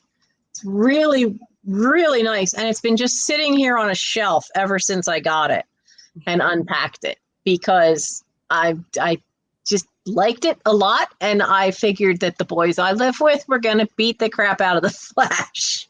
So I wouldn't let them use it. But it really is a beautiful piece, and it's time for it to find another home to be appreciated. And so you get all 7 pieces. You get this wonderful pitcher, as well as the 6 glasses that go with it. That's a great set. No skunky junk. I will not put it through. I don't actually have a dishwasher anyway. It died and we never replaced it because there's only 3 of us here. So, so did we have any interest in this piece? I didn't see anyone. I don't think so. Okay. Well, that's okay. There's always eBay. We'll let everyone think about it. There yet, you know? I haven't tried to tackle that yet and get that on there. I figured I would give you guys first shot. So that's my 2. Okay. I have got this amazing little cross stitch picture, and it's a little puppy, and he's got 3 fire hydrants, and it says decisions, decisions, decisions.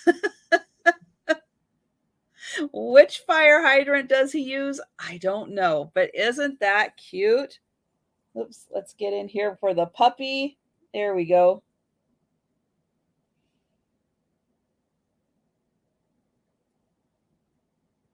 And then there is the decisions, decisions, decisions.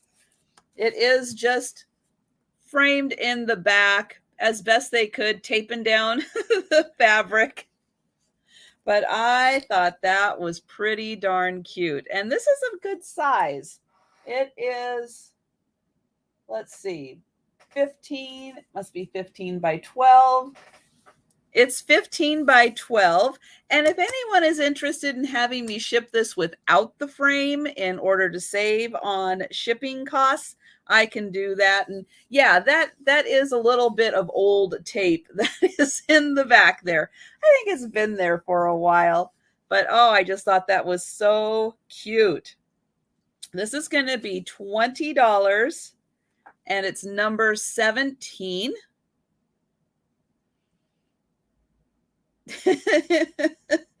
Sean's saying, I'm hoping that little Charlie is a dog, that he would pee on all 3 of them. I'm not going to make assumptions. Charlie can be whatever Charlie is and do whatever Charlie wants to do. And next up, I've got a tablecloth. And this is a massive tablecloth. When I was measuring this thing and trying to measure it on my countertop, it's like, this is not working. And I actually had to put it on the floor in order to measure it. And oh, I've got, let's see, I've got Yvonne putting in a number 3. Oh, my dog would pee on all 3. There we go. Charlie is a little Boston Terrier. Okay. So this is rust colored. Again, amazing for fall. This is a tablecloth and it is beyond huge. So if you want to use this as a tablecloth and you have got a massive table, this would be fantastic. If you are looking for some really good quality rust colored fabric to use for a project, this is it too, because you can see, oh, it's got that nice texture to it like a linen does. Really good texturing. And this has that edge. I'm trying to get it to where it will do it a bit. But it's like as it goes around the ends of the table, it has that kind of lettuce effect on the bottom where it's not quite a scallop, but it does do that little bit of a ruffle.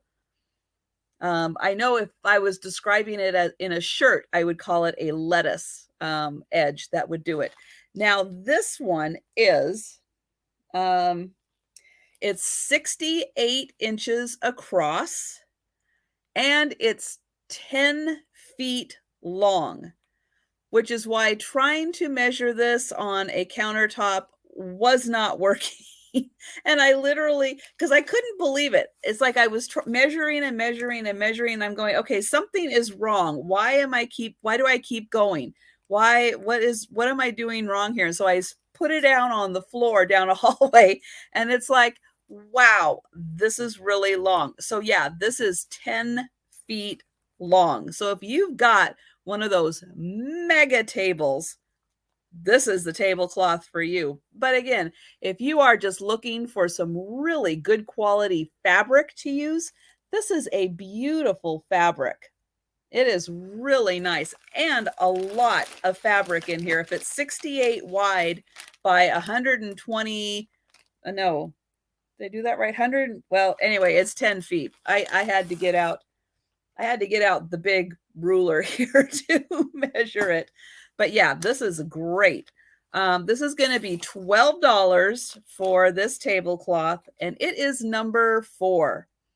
But yeah, if you've got one of those big tables and you put in a couple of leaves and you need a couple tablecloths to fit the whole thing, there you go. There's one. One to lay on top of it all.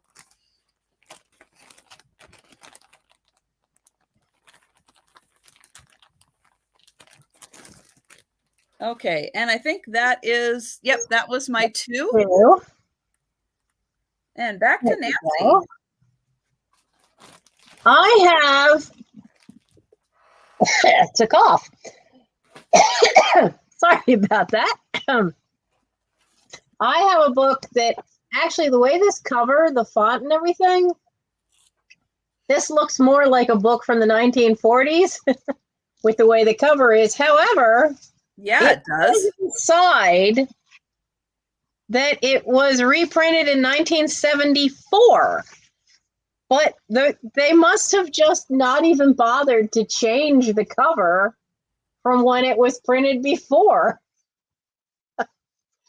But it is Christmas Plays and Programs. And inside you find out that this is actually a teacher's guide. They're all short little things and short little songs and activities. A collection of royalty-free plays, playlets, choral readings, poems, songs, and games for young people. It's a teacher's resource. But that's a cute cover. So even if you didn't need it for working with your Sunday school group, or if you're a teacher, or even just having fun with your grandkids with it, it's still a neat display piece with that cover. So this is $5 and it's number 67. And it is pretty thick, so it can stand on its own. But it's $5, number 67. And you could even use that as a riser if you had a display. It even has, it's that nice green, and it does have this stylized holly leaf and berry. So you could even just use it as the riser and have things on top of it. And you've got Belinda for 67. Okay. Thank you, Belinda. Now the other thing is going to be a little higher because she's not common and she's in perfect shape. She is the Napco Seamstress Nun. Apparently they made a couple of them that were different trade kind of things. She has her little sewing basket, a pair of scissors, and a pair of gloves. And she has, whoops, let me get my number off the bottom of that. Now, her Napco label, you can see, has come off, but she is marked. As soon as I figure out where to find it. There we go. She is marked Napco with her code number, with her date. And she is from 1962. They only ever released these one time. So sometimes they, like their more popular ones, they might have released, like the Santas might have been released through 3 or 4 successive years. They didn't do that with the nuns. And they're actually surprisingly sought after. And she is, and this is still a good chunk off of the value that I saw online for sold comps. So I'm offering her for $14. She is, as I said, she's in perfect condition. I love how they even gave her just that little hint of blush to give the face some color. And her little scissors, you can actually see there's a gap there in between the blades. But she's in What is she holding in her other hand? Her other hand is a pair of gloves. I thought she chopped somebody's hands off. It looked weird. And then I realized, because look how thick they are. I thought she cut somebody's hand off, but she didn't. It's supposed to be a pair of gloves. Okay, we've got another Halloween nun here. I know, right? And that's her little sewing basket. And she is $14, number 69. Or the basket where she stores her hands. I don't know. I never thought of that. Maybe I could put her in the Halloween display. Because it does look, it really does look like she snagged somebody. Yeah. Yes, it does. All right. I actually like thought of that. For that one. That's awesome.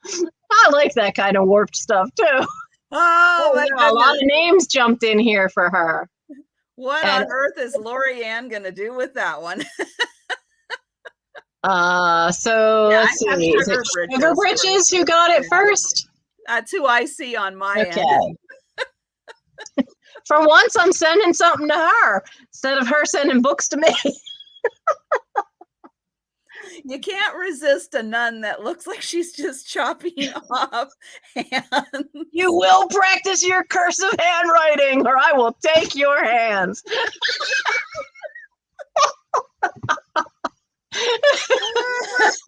There needs to be a steel ruler sticking out of the little basket. Yeah, there does. Oh, man. Now you know the kind of twisted fun the night owls have when I have my sales, because we're all a little screw loose overnight. Oh, man. I'm telling you, everybody's going to be looking for those nuns now. The only ones that go higher are the nuns playing baseball. Oh. Especially the one where she's sliding into home plate, because she actually has legs.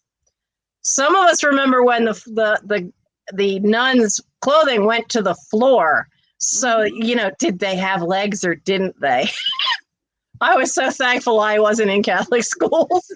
I heard horror stories from my friends. Oh, man. Oh, another warning. Oh, that's for flood. I don't have to worry about that one. Not for me, anyway. All right. Your turn, Trisha. Okay. Just wanted to make sure the warning wasn't something really important and that you had to like flee the area, but I'm glad you don't have to worry about flood. Okay, next up, I have got a set of 12 of these. Now, I don't have the tablecloth, but I do have these beautiful napkins. Love the fall colors in these napkins. They do not have a label in here, so I'm not sure who made them, but they're a nice size. They're like a dinner size without being those jumbo ones, but they're not the small luncheon size. They're a good size. And there are 12 of these. So again, you can use these for your, you can use these as napkins. They're great. They're ready to go. I did launder them. I do launder a lot of the items that I have. Again, these ones had been sitting around for a while. There was a staleness to them. And with the creases that were in them, I just wanted to give them a little treatment with it. And let's see. Yep, there's 12 of these. And there we go. So here are all 12 of them. I've got them in a little plastic bag ready to go. And they are going to be $8, number 6. And actually the rust color that's in these is a little lighter than, I mean, it would definitely complement the tablecloth. It wouldn't be an exact match, but it would complement it. And thank you guys. Yes, do remember if you are heading out to please give a thumbs up, or if you're just hanging out and watching, thumbs ups are always appreciated. And oh yeah, let me put in, if you have not yet subscribed to Nancy's channel, here is the link for Nancy. Let me get this back in here. Yeah, I'm sitting here. They're all wondering why I'm like putting my hand over my face, but I'm sitting here laughing at the comments I'm seeing about the nun dismembering someone. I think we all suddenly have a new bolo. The crazy nuns from NAPCO. Absolutely. They are going to move to the top of my list. And Deb, I see you for number 6. Thank you.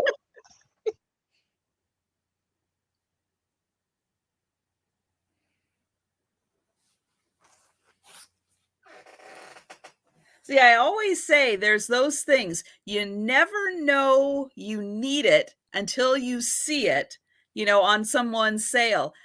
And then you wonder, how did I live without these? How did any of us live without these nuns that we didn't even know were out there? But now we have to.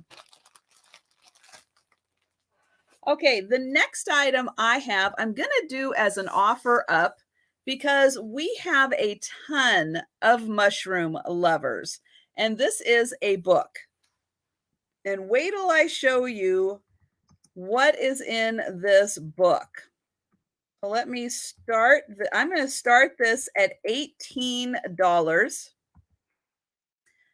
And here it is. It is the Visionary Field Guide, Mushroom Magic. And look at that. For all of the mushroom lovers out there, let me see. This is, do we have a date? Oh, here we go. More mushrooms. Another mushroom. Oops, I got to move my comments. Hold on. There we go. I'm trying to see the publish date. And why am I not seeing one? Okay, well, I'm not seeing a publish date, but here we go, more. And this is full of not only pictures of mushrooms, but actual descriptions and illustrations of mushrooms. So let me find. Here we go. Now, I'm not going to be able to pronounce all of these.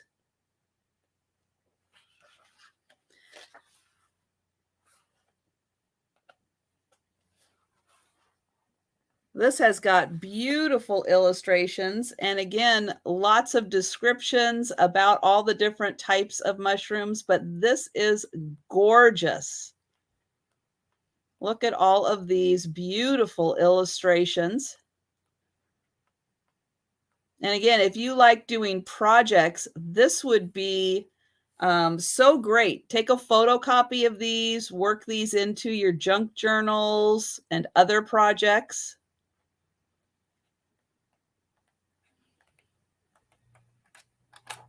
And this book has, let me see. Oh, here is the back. Here we go. For some reason, they put all that in the back. So this is from 2009.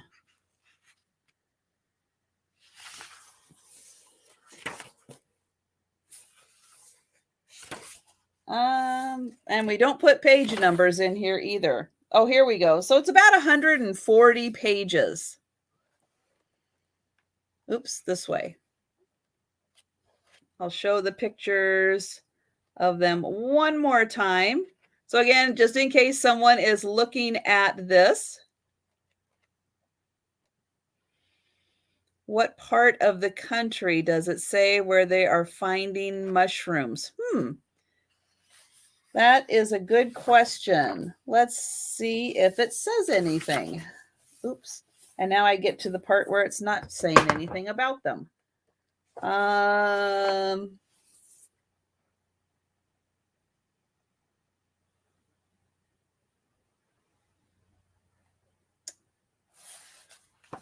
Well, other than like this one in particular, it says these mushrooms are common in urban and suburban parks, as well as in pastures, forests. So I don't know if it's getting really specific about where to find them. Let me see. Oh, so many pictures and not enough description. But anyways, if anyone who's watching this on the replay is interested, let me know. And then I think, yep, that is my 2. So back to Nancy as she's checking her phone for important information, and she's muted.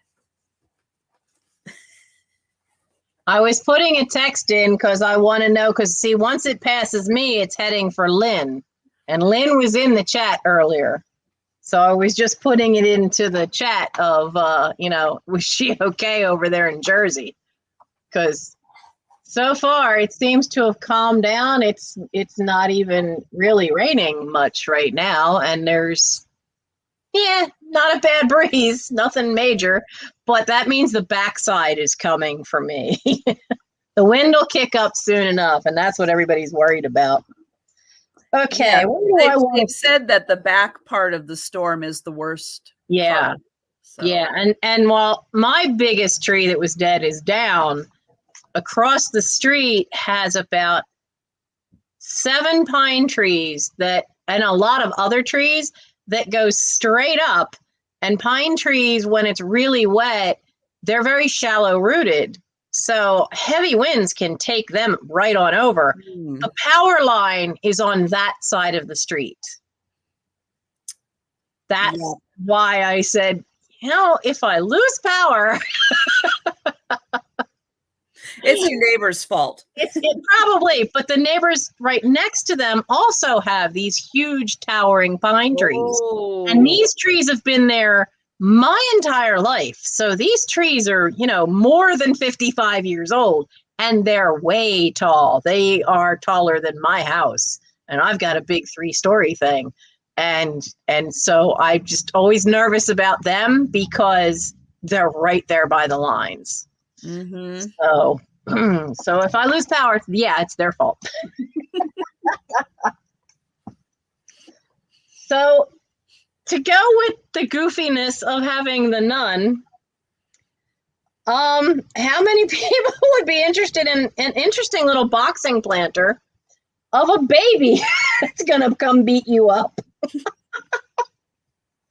So he doesn't have any markings. He is this nice little pale blue, almost looks like a milk wash kind of blue, but he's, yes, I know, flooding. It's not happening. The boxing gloves are funny because they are almost as big as his head. And he's got a diaper on. He's got little bare feet, but he has no maker's mark. I don't know who made him, but he's just a funny little piece. And so I have him for, where'd it go? My little list here. So the boxing planter is $12. There's no chips or anything on him. He is $12, number 68. I don't know, maybe he could fit into Halloween in some way. I have never seen a boxing baby. Isn't that the weirdest little one you've ever seen? Where are all the Canadians? This is your first take on Boxing Day. Yeah, I have definitely brought the weird and wonderful today. So that was the planter. And then I have another little book. This is A Child's Garden of Verses.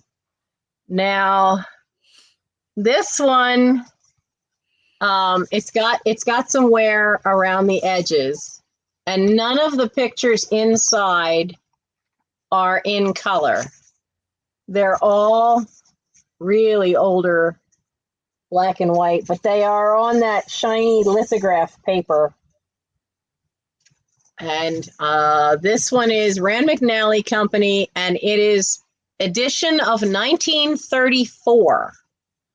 Now it does have, if you can see it, there's little brown dots in the paper at spots. That's what they call foxing.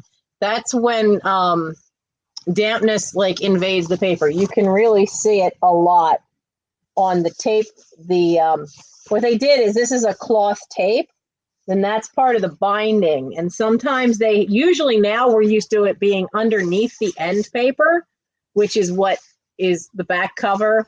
But this time they actually, back then for kids books, they would actually just like glue it right in over top of it instead of under the back, underneath the back part.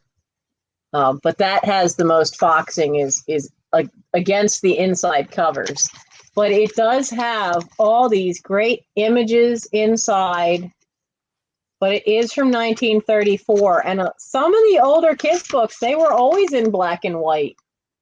You know, if they wanted to hit the market, they didn't necessarily invest in a lot of color. I like them. The little kid in his little sailor suit next to the pond. I think it's a cute little one. But it's full of little stories and little poems. I wanted to see if there was a holiday one, because sometimes what you can do with these old kids books is if you find something that's for a holiday or a neat picture, then you can use the paper clips.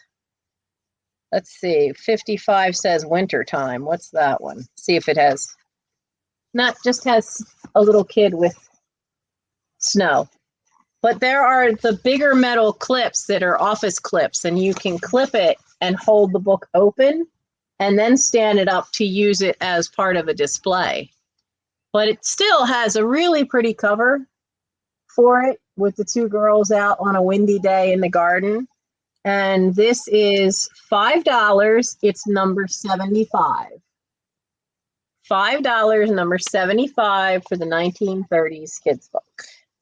Yeah, I had no idea Robert Louis Stevenson wrote a book like that. Yeah, it's a Child's Garden of Verse, and it's I think his only children's book. And it was, if I remember right, it was a bunch of little stories for his children that he finally was convinced at some point to put it out as a book. Ah. And I see Belinda.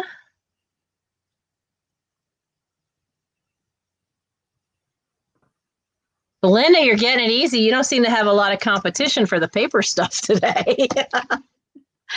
Now that was my boxing baby in the book. Okay.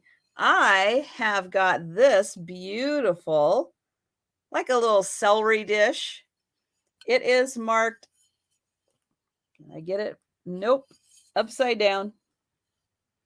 It's marked Prussia. It's not marked RS Prussia, but it is marked Prussia. And this is by Bayer and Bach is who did this one. Now there is some wear. People did use this. And so around the edge here, you can see there's a little bit of wear in the gold around there. See if maybe I'll turn it this way and try to show. So there's a little bit. This was used, but it's a pretty pattern. It's got a little bit of an orange and green to it, which again, I thought would be really pretty for fall decor. And it measures, let's see, about 8.5 inches. And the only thing with it is right here on the underside, there is a little chip. Right there on the underside, and up on the front side, you really don't see it at all. Hello, Lucid.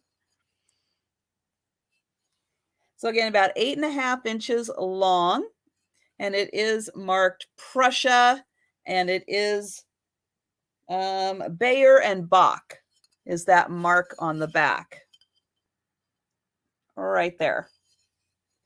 And this is $12, and it's number 10. Oops, can I get it? There we go. $12, number 10.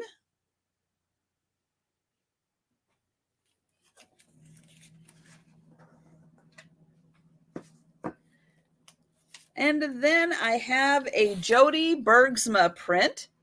So I love picking up Jody Bergsma prints. This one is very nicely framed, and it was framed with her little mark on the back there. And she does have a studio in Bellingham, Washington.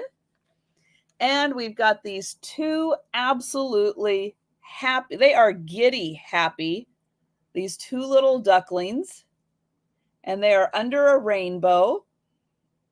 And then here is where it is signed and dated 1982.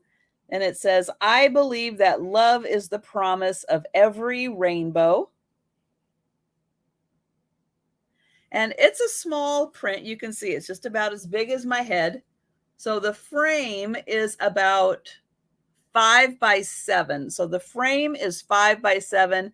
The picture is probably, 3 by 4 in there, but they are so happy, and they've got their nice little rainbow. And hello, Diana. Wonderful to see you. This is $10, and it's number 22. And again, this was done by Jody Bergsma, and her mark is on the back. And that is my two. Okay. Up to. So I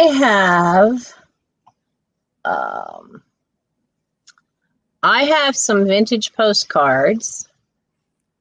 Yeah, I am unmuted this time. Yes, you are. Now, these are, does it have a date? What they called plastichrome. Now, plastichrome postcards, it's a way that they finish the postcards, and they actually would put for the cover, they would be really shiny because they actually had this really thin film over top of them that was supposed to be this plastichrome process. So they did that in the 50s. Now, these are both plastichrome. They are fish cards. Caught a big one.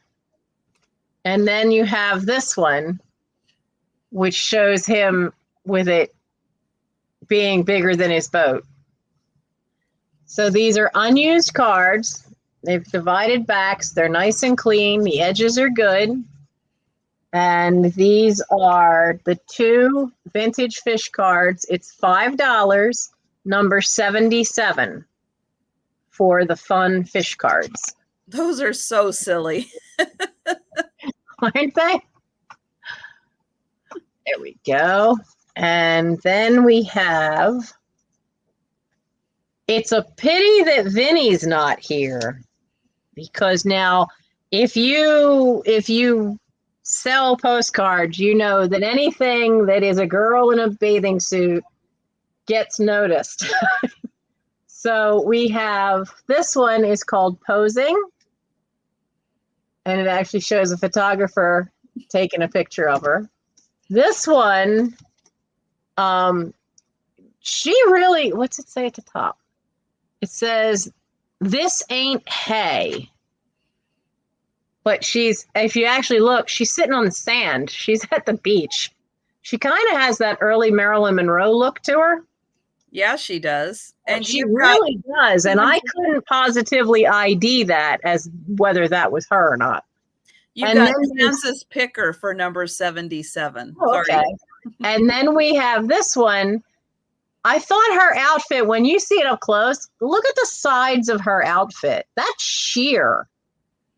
So that's really kind of risque for 50s and early 60s to have so much sheer showing on there. But they're all brand new. Well, not brand new. They're old stock basically. Now, this one says Jackie with the water ski on the back, and someone penciled in April 1958 on that one. And that's the only one that has any indication of the date. The other two have Moon Valley Game Farm, Milford, PA, which just cracked me up considering that they're both beach scenes. Milford, PA is nowhere near the coast. Matter of fact, Pennsylvania is nowhere near the coast. We don't have a beachfront in PA. But you have these 3 pinups, and the pinup ones of any kind for the postcards usually have a higher value. So it's these 3, and they are $10 for the 3 of them. And I didn't write my number on my thing. What is it? They are number 84. $10, number 84. It made me think of Vinny. Definitely. Yeah, Vinny likes his pinups. Yep. So that's my 2. And who had the first? Kansas Picker. Kansas Picker, yes. Thank you. Okay, I have got a 3-piece set. Oh, and we've got Lucid for 84. Oh. This is an UNESCO set, and this is a milk pitcher. Ooh. And it does have the UNESCO sticker. Oops, there we go, on the bottom. And we have the pepper. Let's see if I can do this. And the salt. So that is a really cute little set. Now the pepper, I think, was used. There is a little discoloration on the pepper. So I have a feeling it was used. It's empty now, but they do both have their stoppers, so you can use them. But just a cute little country pattern with that blue and white little gingham with the flowers. And then they've got just the flowers on the outside, and it looks so cute with like a little milk jug there. There's the salt. Here's the pepper. So again, just a little discoloration right there. They must have always poured their pepper out that way for it always to have rubbed on the same spot. And we've got remnants of a sticker on the pepper. And then here is the milk jug. And it's a nice size, but this would be so cute, even just sitting out. Put some flowers in the milk jug. And then these are even big enough holes that you could put little flowers in those holes also if you wanted to. Or some little just flower picks if you had them. And for the 3-piece set, they're going to be $18. And that's number 18. And again, you get the milk, the salt, and the pepper. $18, number 18. And that is UNESCO Japan. Oops, did I get that right? Other way. UNESCO Japan on that.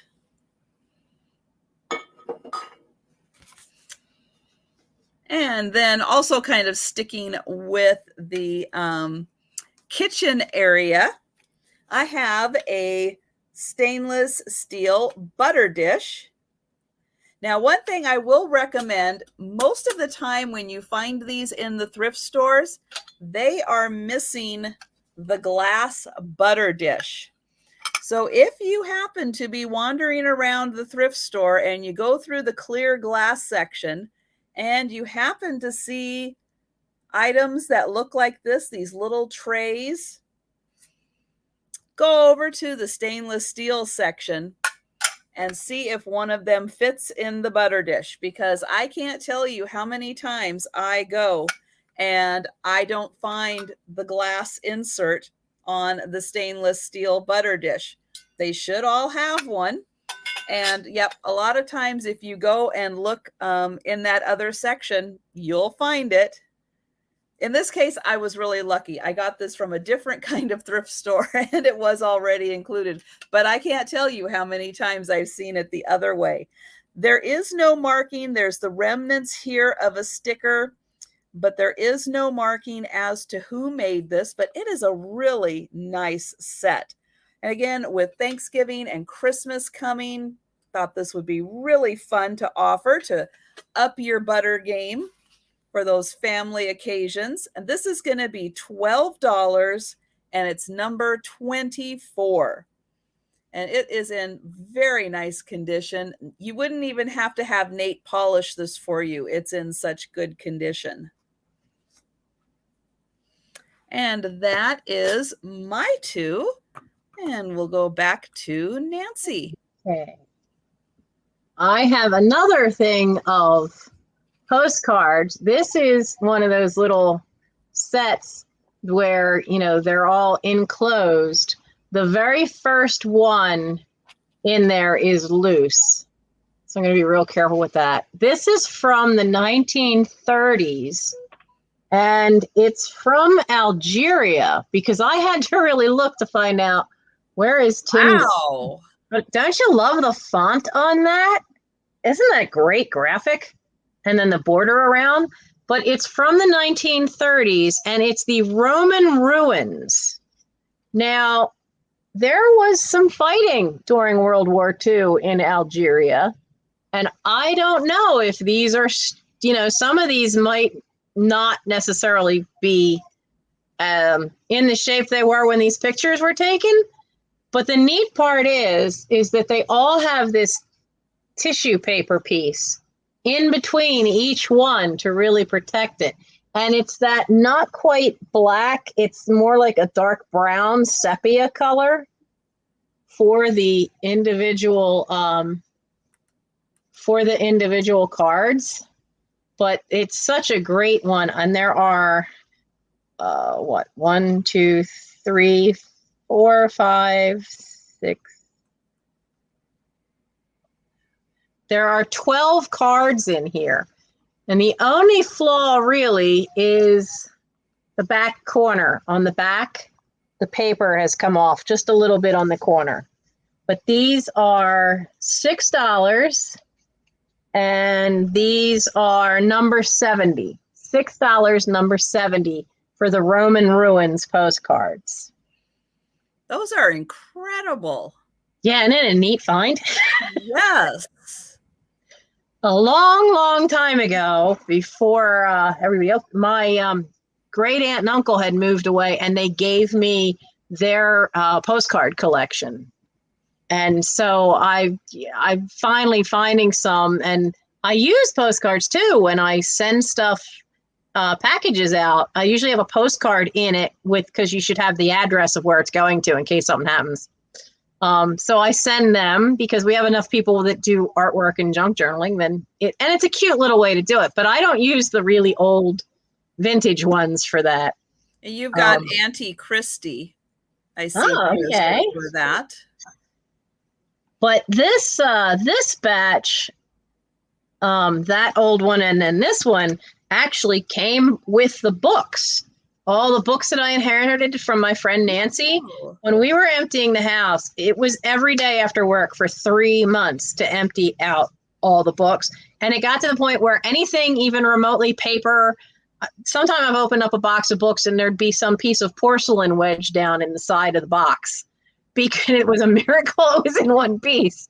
But we were just so desperate to empty the place and get it done that they were just throwing anything into my car. But these are such great finds. This one is from Brussels, and it's by Albert. Now, Those of you that are serious about collecting postcards, Albert is one of the big makers in Europe. And these are all of Brussels. Now, I did find that some of these views don't exist anymore. And you can tell, though, from the cars. I don't know if I can get close enough to some of these cars. And there's wagons drawn by horses. This one cracked me up. So it's a fountain, but they went to the trouble of putting this big hat on him and a bow. And he's standing there being like, of all things you cover up is his head. But you can really see the old cars in this one. But some of these buildings took a hit during World War II. So not all of these. I could not confirm that this one still existed. And there was another one that, this one, if I can get it to go straight. Come on. Not cooperating here. That one. I could not confirm that still existed either. But they are great, great images. And wow. The only problem is that I can't read how it's written. It has two languages. One of them is French. And I don't know what that other one is. But it's not something I can read. Now, this one actually has it in English, and it says this is the old exchange. So whatever that means. But I look at these cars. Oh, they're fantastic. So cool. But it's all intact, and it's all got it in its own little folder. And these are from the 30s, and it's $6, number 64. $6, number 64 for these. But it doesn't have the fun graphics on the cover like the other one does, but the images are so cool of that architecture. They are. And you're right. Just seeing the people and the cars with the buildings it's amazing. So that's my two. Yeah, a little piece of history that just doesn't exist anymore. And I see Auntie Christie for those also. Okay, I don't know if we have any Coca-Cola fans or polar bear fans in the crowd today, but I have got this little switch cover. And you can see right there in his little belly would be where the light switch. And he is an authentic Coca-Cola piece. And he is in pretty good condition. He's got his little Coca-Cola. And then on the inside here, it does say, let me get it in the light just right. 1994. The Coca-Cola, where is it finished? Oh, company. There we go. All rights reserved. So that is an actual little Coca-Cola, but isn't he cute? And let's see, he's almost 9 inches tall. So he's in pretty good condition for being 30, almost 30. So what is he, 27 years old? It's pretty remarkable. And this is going to be $9, and it's number 28. And he's so happy. Got a big smile on his face. And he's got his Coca-Cola. And then I have a little donkey. It's a little ceramic donkey, and he's got these beautiful, 28 for... Thank you, Kathy.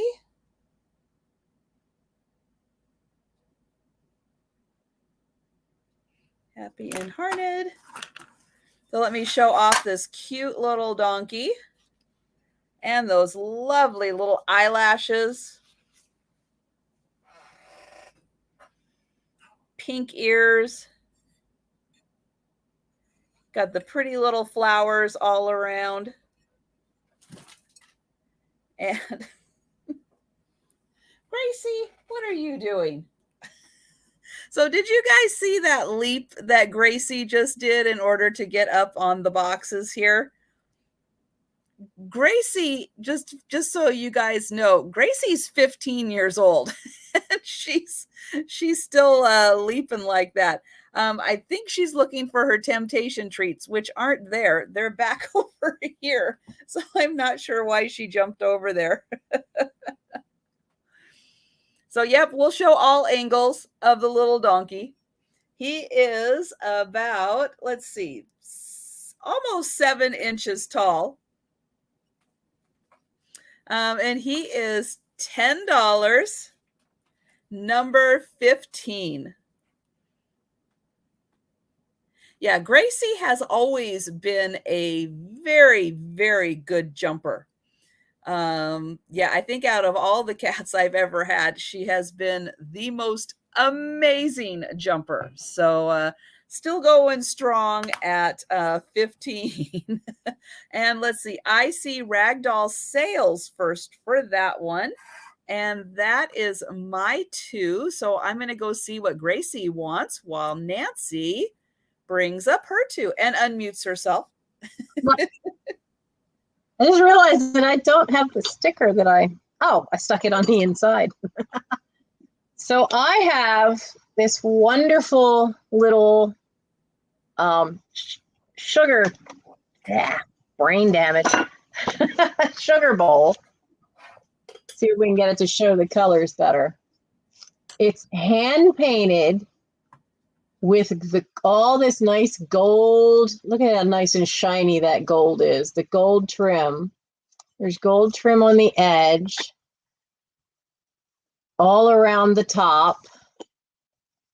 And then you have, I mean, it's got that kind of early Edwardian look to it, because they did like their flowers and they did like these kind of handles, which were almost, but not quite, to the Art Deco look.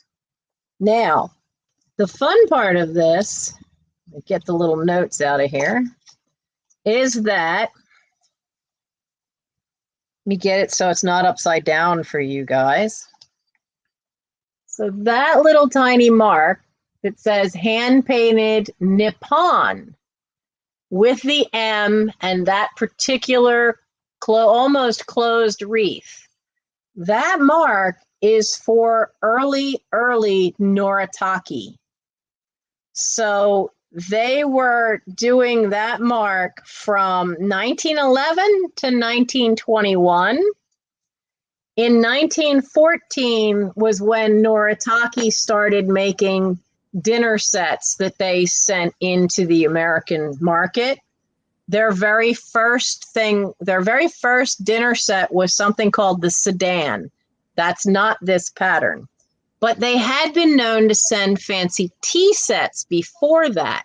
So this is from sometime, probably the early 1900s, because of the heavy Edwardian look to it. But the gold, even around the bottom, there's no damage at all to the gold. It's in great shape. And if you're like me and you're somebody that uses stevia or one of the other sweeteners, you need something that you can put it in. So I have one on my kitchen table that's not the sugar shaker. It's for the stevia that I use. And it's even got the little roses, my finger's in the way. It even has the little roses on the top, and they're all hand painted. I'm going to put my notebook up again so you can get a good look at it. But it's just a beautiful little Edwardian era little piece, because the Edwardian era pretty much is considered stopped when World War I hit through. So it's only that really early 1900s. So this beautiful little sugar bowl is $8. It's number 87. $8, number 87. And I'll make sure I send my notes with it about it being a Noritake piece, so that you know that it was from between 1911 and 1921 that it would have been made, based on the mark that's on the bottom. Okay, so we have that, and you have Lynn for that one, Lynn Fogel. Lynn? Oh, okay. Lynn's not hiding in the basement yet, dear? You be safe too, because it should be right about over top of her now, at least the rain part. And let's see, that was... Then that's getting close to Sue and Thomas too, so I hope they're doing okay too.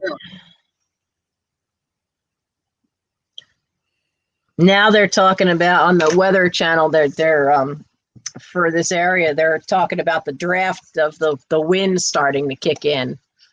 But unfortunately, it's gone a little more east of me, so it's now more coming up the entire Jersey Shore, which is not good. I feel bad for them because they have, they have the ocean right there, which is not going to help this any. So this is the last thing I have that's new for you to see, is I have a Bob Hope book. It's a fun read because it's about the times that he has met different presidents.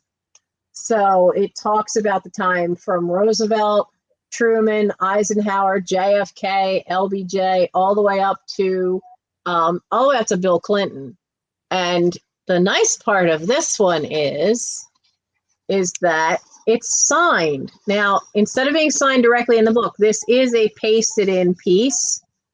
And I was able to authenticate it on eBay, where I found other ones, that this was towards the end of his life where they were doing this, and they'd sell his books and they would have somebody sign a piece of paper that the publisher then would glue in. But that is Bob Hope's signature on there. And this is $8, number 58. It's $8, number 58, for the signed copy of Bob Hope's Dear Prez, I Want to Tell You. Some of us grew up watching his shows all the time whenever they'd have a special around the holidays. Oh, yes. I remember that. And his books, though, you wouldn't think of his books still. I've read quite a few of them, and they really are still very funny to read, especially the ones where he talks about having to do all those USO tours. It's kind of fascinating to hear the logistics and some of the stuff that they went through to get those tours done. It was amazing. Okay, I see Belinda. Thank you very much. And I have two last items to go through also. And then we'll do some recap of the stuff that didn't sell. So I have a big quilt book.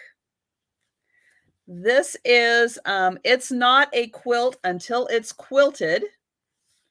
And interestingly, this was purchased at a Mormon handicraft store. And I believe this is from the 80s. Let me see. Yeah, 1984. And this is really large and has actual sized templates in here. So I'll show a couple of the pages. And you can see if you're quilting, this gives you all of your stitch ideas. Oh, we've got bunnies and puppies. And all together, this is, let's see, 64 pages. And just all kinds of appliques and stitches for quilts. There we go. And it's in a nice spiral, so you can lay it flat. All the pages lay flat. And again, this is a nice large size book. And this is $10. And it's number 23. And it gives you all your ideas and stitching for quilting.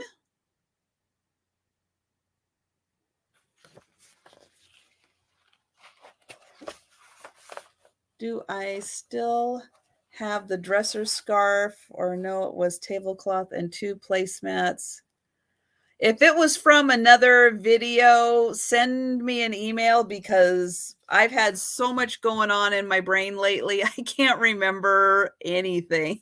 But Danny, if you send me an email, I will figure it out. Okay. And I see Belinda. Oops, let me get this out. Belinda for that one.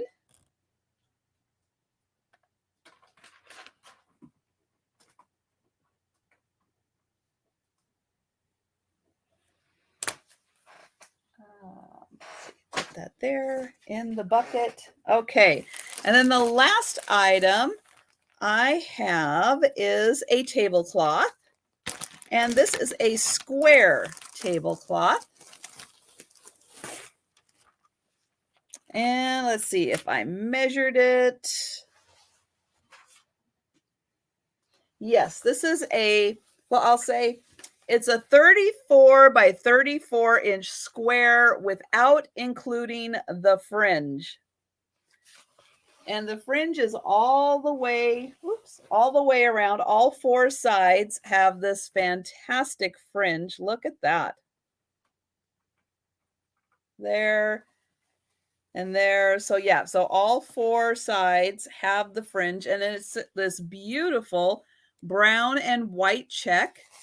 And it is it has some sparklies in it. Isn't that pretty?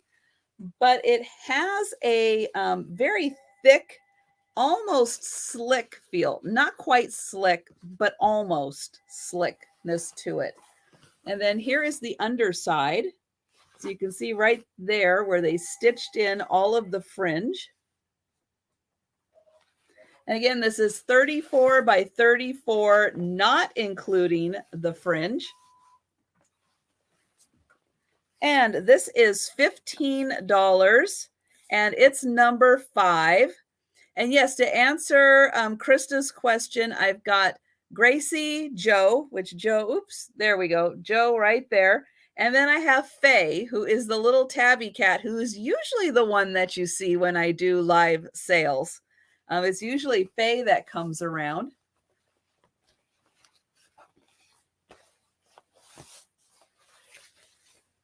Okay. And so I am going to bring up Nancy. And if you want to go through a few or so items that didn't sell. Yeah, let's see what might be one of the fun ones. I do still have, I'm not going to worry about those. I do still have this nice little chalkware, the nice little chalkware piece that says, "The Lord is my shepherd." And it's a nice relief. And there's no chips. Unlike a lot of times you find chalkware with chips everywhere, but there's no chips. And it still has the good solid metal hanger piece on the back. It doesn't have any maker name on it, but a lot of chalkware, you don't find a maker on it. And this was, we'll make this $5, number 79, for the chalkware "Lord is my shepherd." And so let's see, what else do we have? Where is the left in? We still have the two different ladies' gloves and the children's gloves, which would be really cute. I mean, I do still think these would be really cute in like a little Christmas display kind of thing. You have the hand crocheted little children's gloves that were, whoops, no wonder I'm looking for the wrong number. These were $6 for the vintage children's gloves, and were number 65.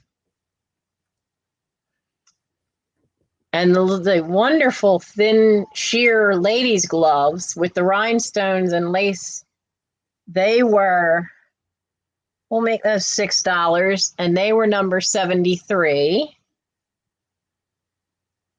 And then of course we still have our bouncing baby boy.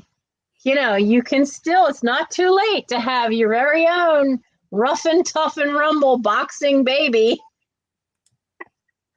for your decor. I mean, it is a nice square. I mean, you could store stuff down in there. But he is, where'd he go? I just had my finger on him. But he is at $12 for the boxing baby planter. And he is number 68. And you already saw the sugar dish. The other one I would like to show one more time is the piece of Lefton. The wonderful piece of hand-painted Lefton with nothing wrong with it. There's no chips, no flea bites, no cracks. The gold is all still there and in good shape. It does still have its mark and its original foil sticker. And the piece of Lefton was $7, number 81. $7, number 81. So, okay, I'll go through a few items that didn't sell. So I've got the Wedgewood cup and saucer. Beautiful leaves painted on this one. Really nice detail. And here is the back that shows that this is the Wakefield pattern, and it is Wedgewood bone china. And this was $10, number 3.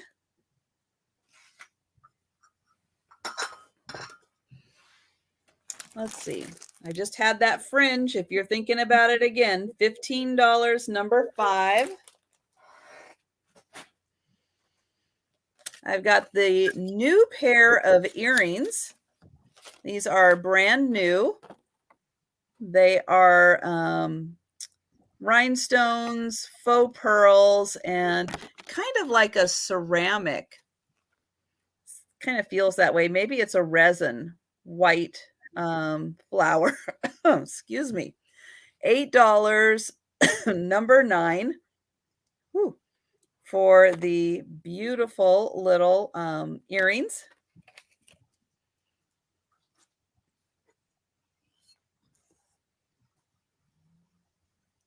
This is the Prussia little celery dish.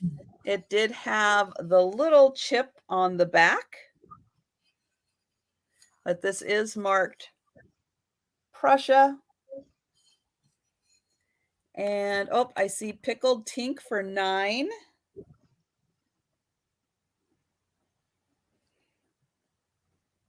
Thank you. Let me get that. Oops. Get that tag so you're entered in. This was good night, Diana. Thank you so much for being here. This is $12, number 10.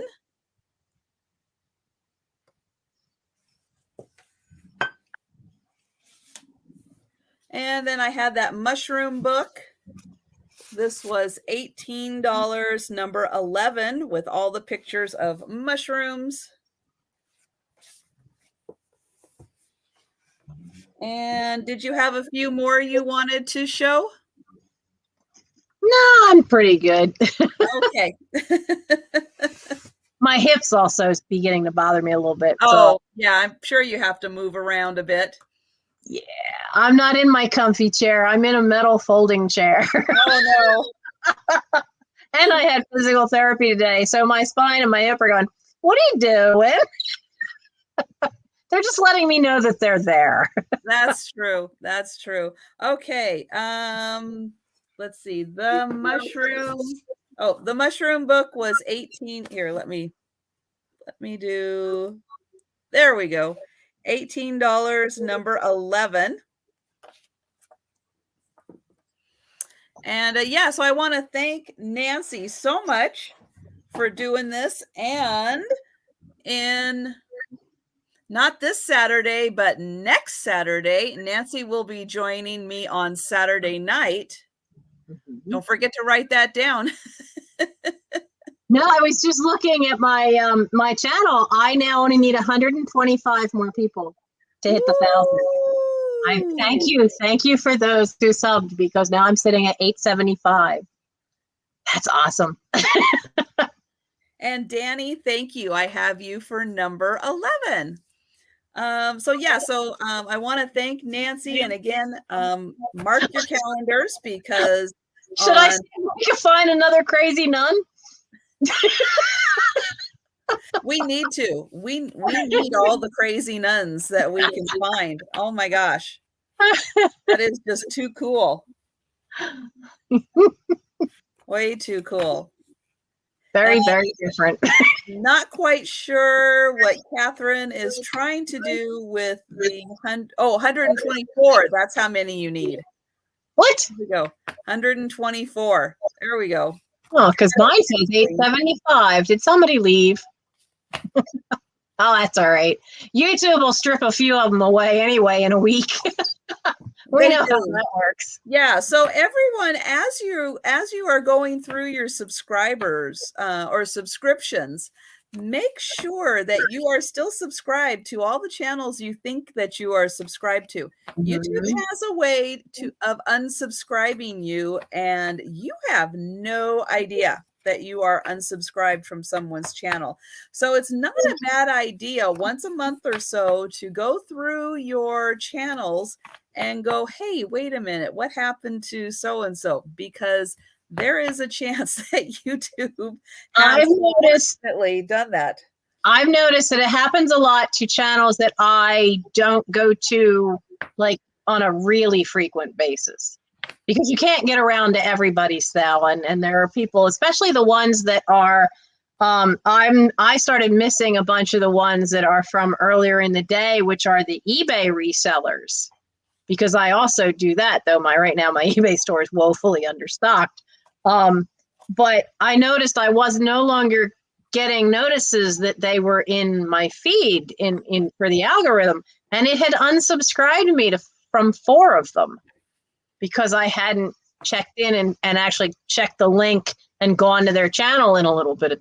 So yep, so I put the link in for Nancy's channel. So if you haven't had a chance yet to subscribe to Nancy's channel, please do.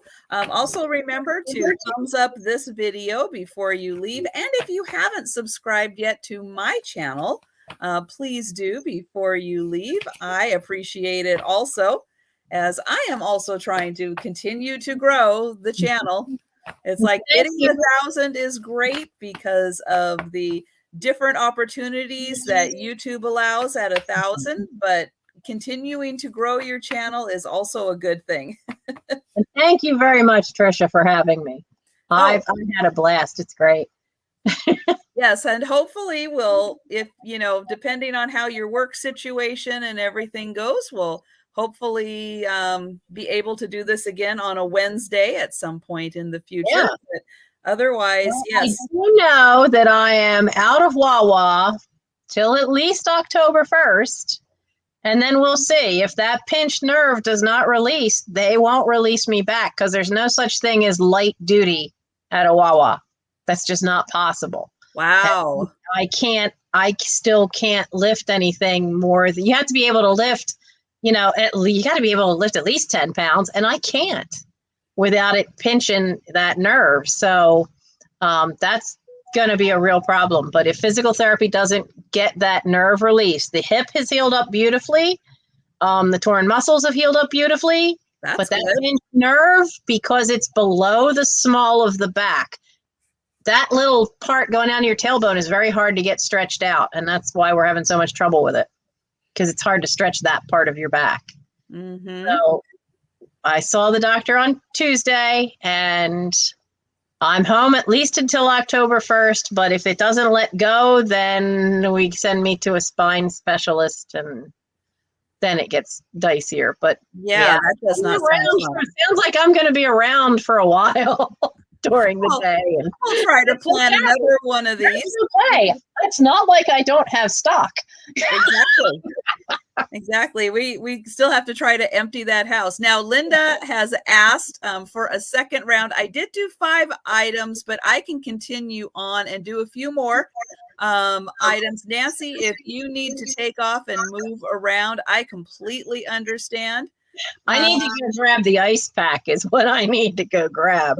Let me make sure that I'm grabbing the right. Yep, I think that's the right link. Let me copy it again because Danny is having a hard time, but okay, I just copied and repasted it in. So Danny, you should be able to click on the link that I just put into the chat to get to Nancy's channel. Now, she usually does sales Thursday nights. So for all of you late nighters or for West Coast people where it's not late night, her time is great on Thursday nights, which is 8 o'clock my time, but 11 o'clock on the East.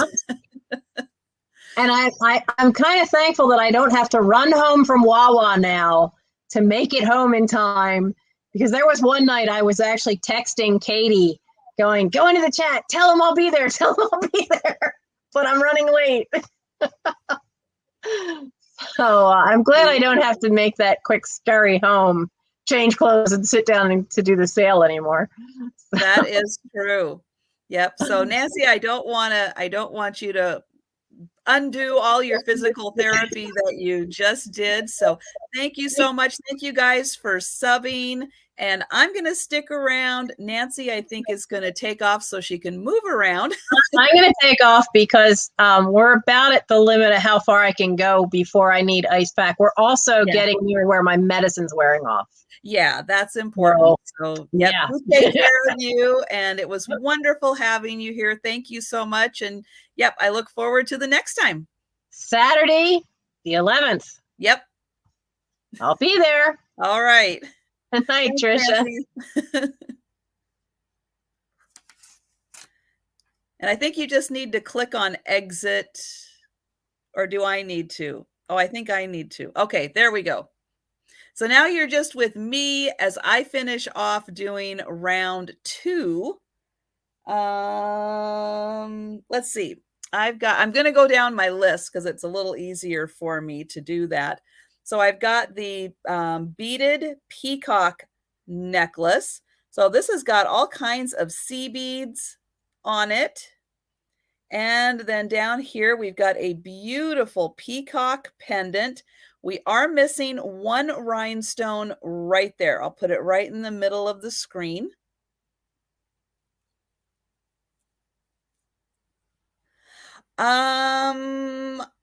I did a count and I was at 17 sold for this sale. So at the beginning of the sale, for those of you that weren't around, and hello, Mr. L. Page, I said that I would do free shipping drawing if I hit 20 sold, because I have 30 items. If I hit 20 sold, I would do a drawing for free shipping. I am at 17 right now. So keep that in mind as I go through all the other items. And again, peacock, beautiful peacock pendant, missing one rhinestone.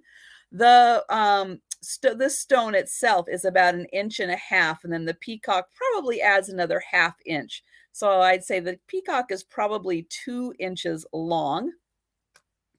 This is $14, number 13.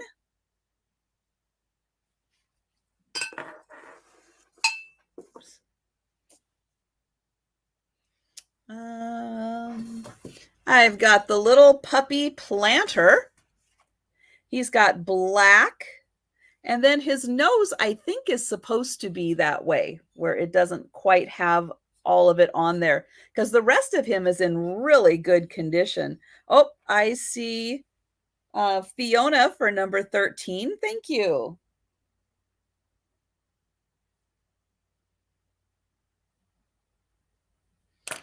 Let me get that one in there. Okay. And so puppy planter, not marked as to who made him, and a really old piece of tape. And then you can see this is all textured. And when they put the paint on, it looks a little like spongeware. There is the planter portion. He's about 6 inches tall, and he's $16, number 16, for the really cute little planter.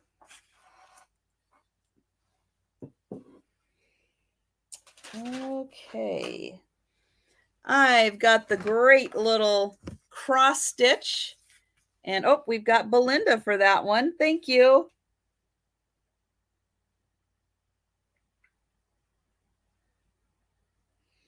Let me grab that. Oops. There we go. So we've got the cross stitch, the little dog, the 3 fire hydrants, and decisions.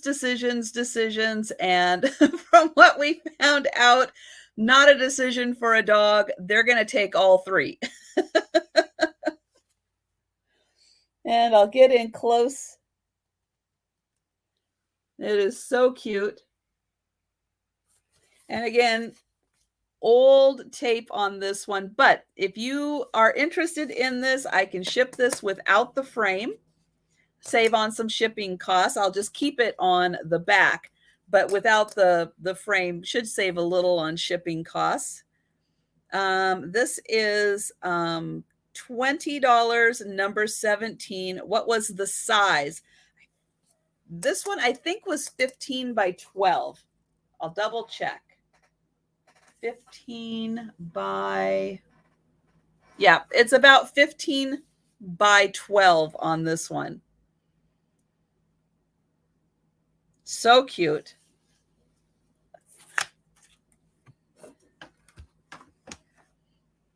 And you're right, that would not be a hard decision for a dog.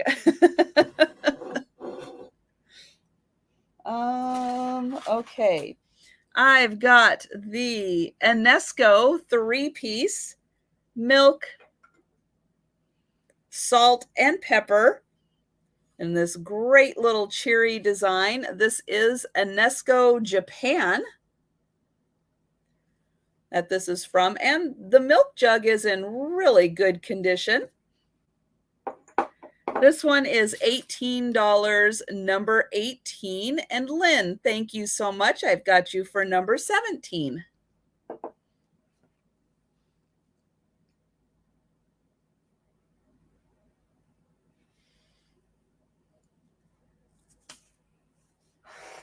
There. And then you can let me know, Lynn, if you want it shipped with or without the frame. I do not have any more fairy lamps for this sale. I think what I'm going to do is bring 2 per sale. So yeah, I'm going to just bring 2.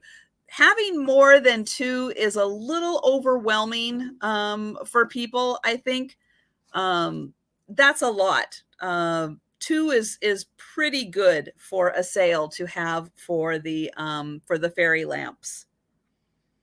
With, please. Okay. With frame. Okay. I have the pair of, these are the Greek museum pieces. They are the copy of Corinthian period 550 BC.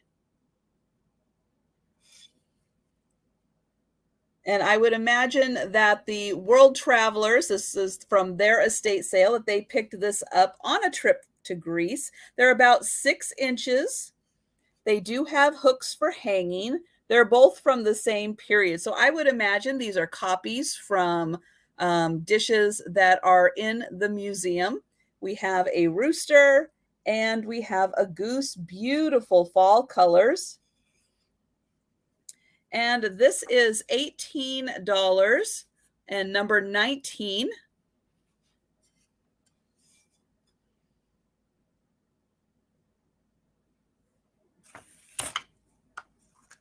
Yeah, I will say when you're actually in the like the bidding process with fairy lamps and stuff, it's kind of, I'll say, a physical experience. And if you're really interested in fairy lamps and bidding on 2 of them, that's kind of intense for your body to go through. That's why I think just having 2 in a sale is enough, especially when I start bringing in some of the bigger ones and there's more people interested, more competition for it. It's a little overwhelming physically for people. So I think 2 is pretty good to bring in for each sale. Oh yes, I have this. This is the Aurene, and I'm not sure I'm saying that right. Aurene glass vase, and it's kind of like a stretch glass. And it does have a little bit, you can see a little bit of an opalescent sheen to it, and it's kind of like a stretch glass. Now, I did not have, and I wish I did have, a denture tab to fit in here to really get that shaken up, but I don't. But it does need just a little, I think, extra cleaning because it was used. It's about 6 inches tall, and this one was $15, number 20. And oh, the stainless steel, yes, it can. That's another reason too, Susan. That is so true. We've got the butter dish, stainless steel butter dish in beautiful condition with the glass insert. Don't know who made this though. This is $12, number 24.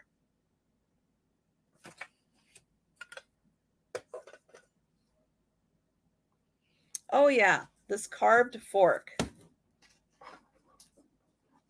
And I'll tell you, if nobody picks this guy up, I'm going to hold him over for my Halloween sale. Which again, if you missed me talking about my Halloween sale, Wednesday the 23rd, no, Wednesday the 22nd is the first day of fall. So I think that's when I'm going to have my Halloween sale.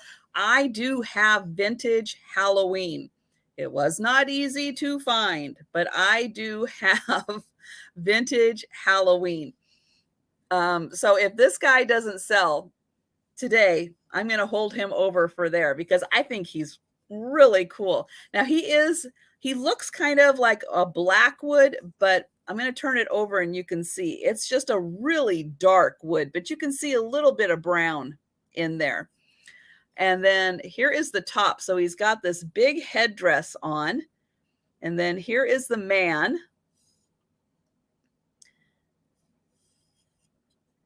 And then down to the fork. And I think it is, ooh, little over 13 inches. He is cool. He's $15, number 26. And oh, poor Nancy doesn't have any Halloween. It is hard. It is so hard to find. I'm telling you, it is tough.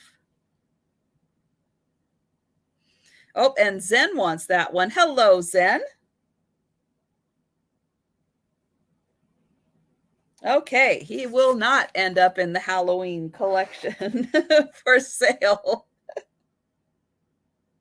I've got the brass slipper little shoe. This is from China, and it is made out of brass, and it has a dragon on both sides, that side and on that side. This is just over 4 inches long.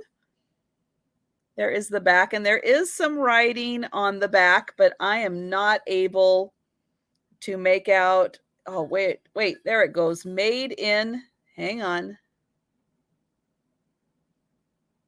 Nope, did I just do it upside down?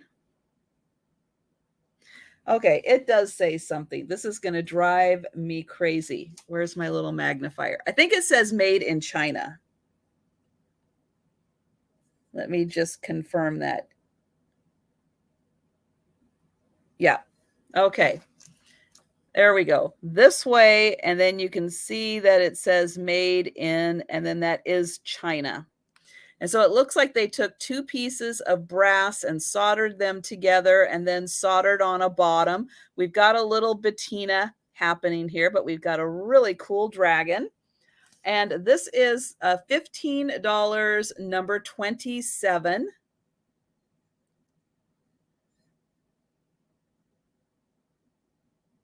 That's true. Very good point, Auntie Christy. So yeah, it is still good. Orange, black, purple, green, pumpkins, scary books, Disney villains, costume accessories. I just recently picked up, and you haven't even seen it yet, an amazing orange basket. Ooh, glass orange basket. So I am excited about adding that one too. And oh, then I've got this little ceramic vase. I don't know where this was from or who made it, but it's just a cute little accent. If you like more of a stoneware kind of look, it's small. It's just 3 inches. It's just a cute little bud vase. And it is $3, number 30. And then that is one time through everything else. Let me see. So we did pick up 1, 2, 3. It looks like we did pick up 4 more. Oh, Linda for number 30. All right. Let me add, oops, that one. Okay. Linda. Punky. Okay. So while I am getting all of these ready, I will like to just let you guys know what is coming up tonight. So in about 10 minutes, we've got Vintage Uprising Texas is having a sale. I've got everybody in here. I don't think I forgot you. Let me see. What number were you? I'm pretty sure I grabbed all the books. Yep, I grabbed the books, grabbed all that. Yep, got it. Yeah, so Tammy at Vintage Uprising Texas in about 10 minutes. Then at 8 o'clock Eastern we've got 2 sales at 8 o'clock Eastern. We've got Antiques from Karen. Jan is having a cat themed sale because the house they bought full of cat stuff. So they're going to be getting rid of it. And then Missy over at Junk to Be Loved is having a Halloween, and I saw a couple Thanksgiving items, but she does have a couple of vintage Halloween items that she is selling, and that's Junk to Be Loved. And then at 10:30 Eastern is Calypso Antiques with Vintage Digs. So Kat and Gina are having their sale tonight at 10:30. So still a lot going on tonight. Okay, I've got the winner, and the winner is the Fox plush. That was number 2, and that was All in the Attic Treasures. Let me write here. Free shipping on that one. Thank you, Tracy. So yep, there is the winner of the free shipping. So thank you so much to everyone. I really appreciate you being here. Thank you to Nancy for being here, and thank you guys for showing up and spreading the love with Nancy and subscribing to her channel. And don't forget, if you happen to come across your partner, roommate, spouse, kids, parents, whoever's phone, have them subscribe to. I mean, what the heck? It's free. So you might as well just have them subscribe to, and we can get that subscriber count up. And then thanks again. And yeah, don't forget to check out the other sales tonight. And thank you guys so much. And yes, I look forward to seeing you on Saturday night, where I will have 3 special guests. There we go. 3 special guests with me on Saturday night. And I will tell you, do I know who they are? Can I see who they are? Yes. So I am going to be having Becky from Vintage Viking Treasures on with me Saturday night, along with Sabrina. Simon Says, Let's Make a Deal. And Jody Renshaw. I'm going to have her on also on Saturday night. So all 3 of them will be joining me on Saturday. So I look forward to that. And everyone take care. Stay safe with all this horrible weather. And yeah, I will see you next time, and probably in the chat. I'll see you in the chat. I always do. Bye, everyone.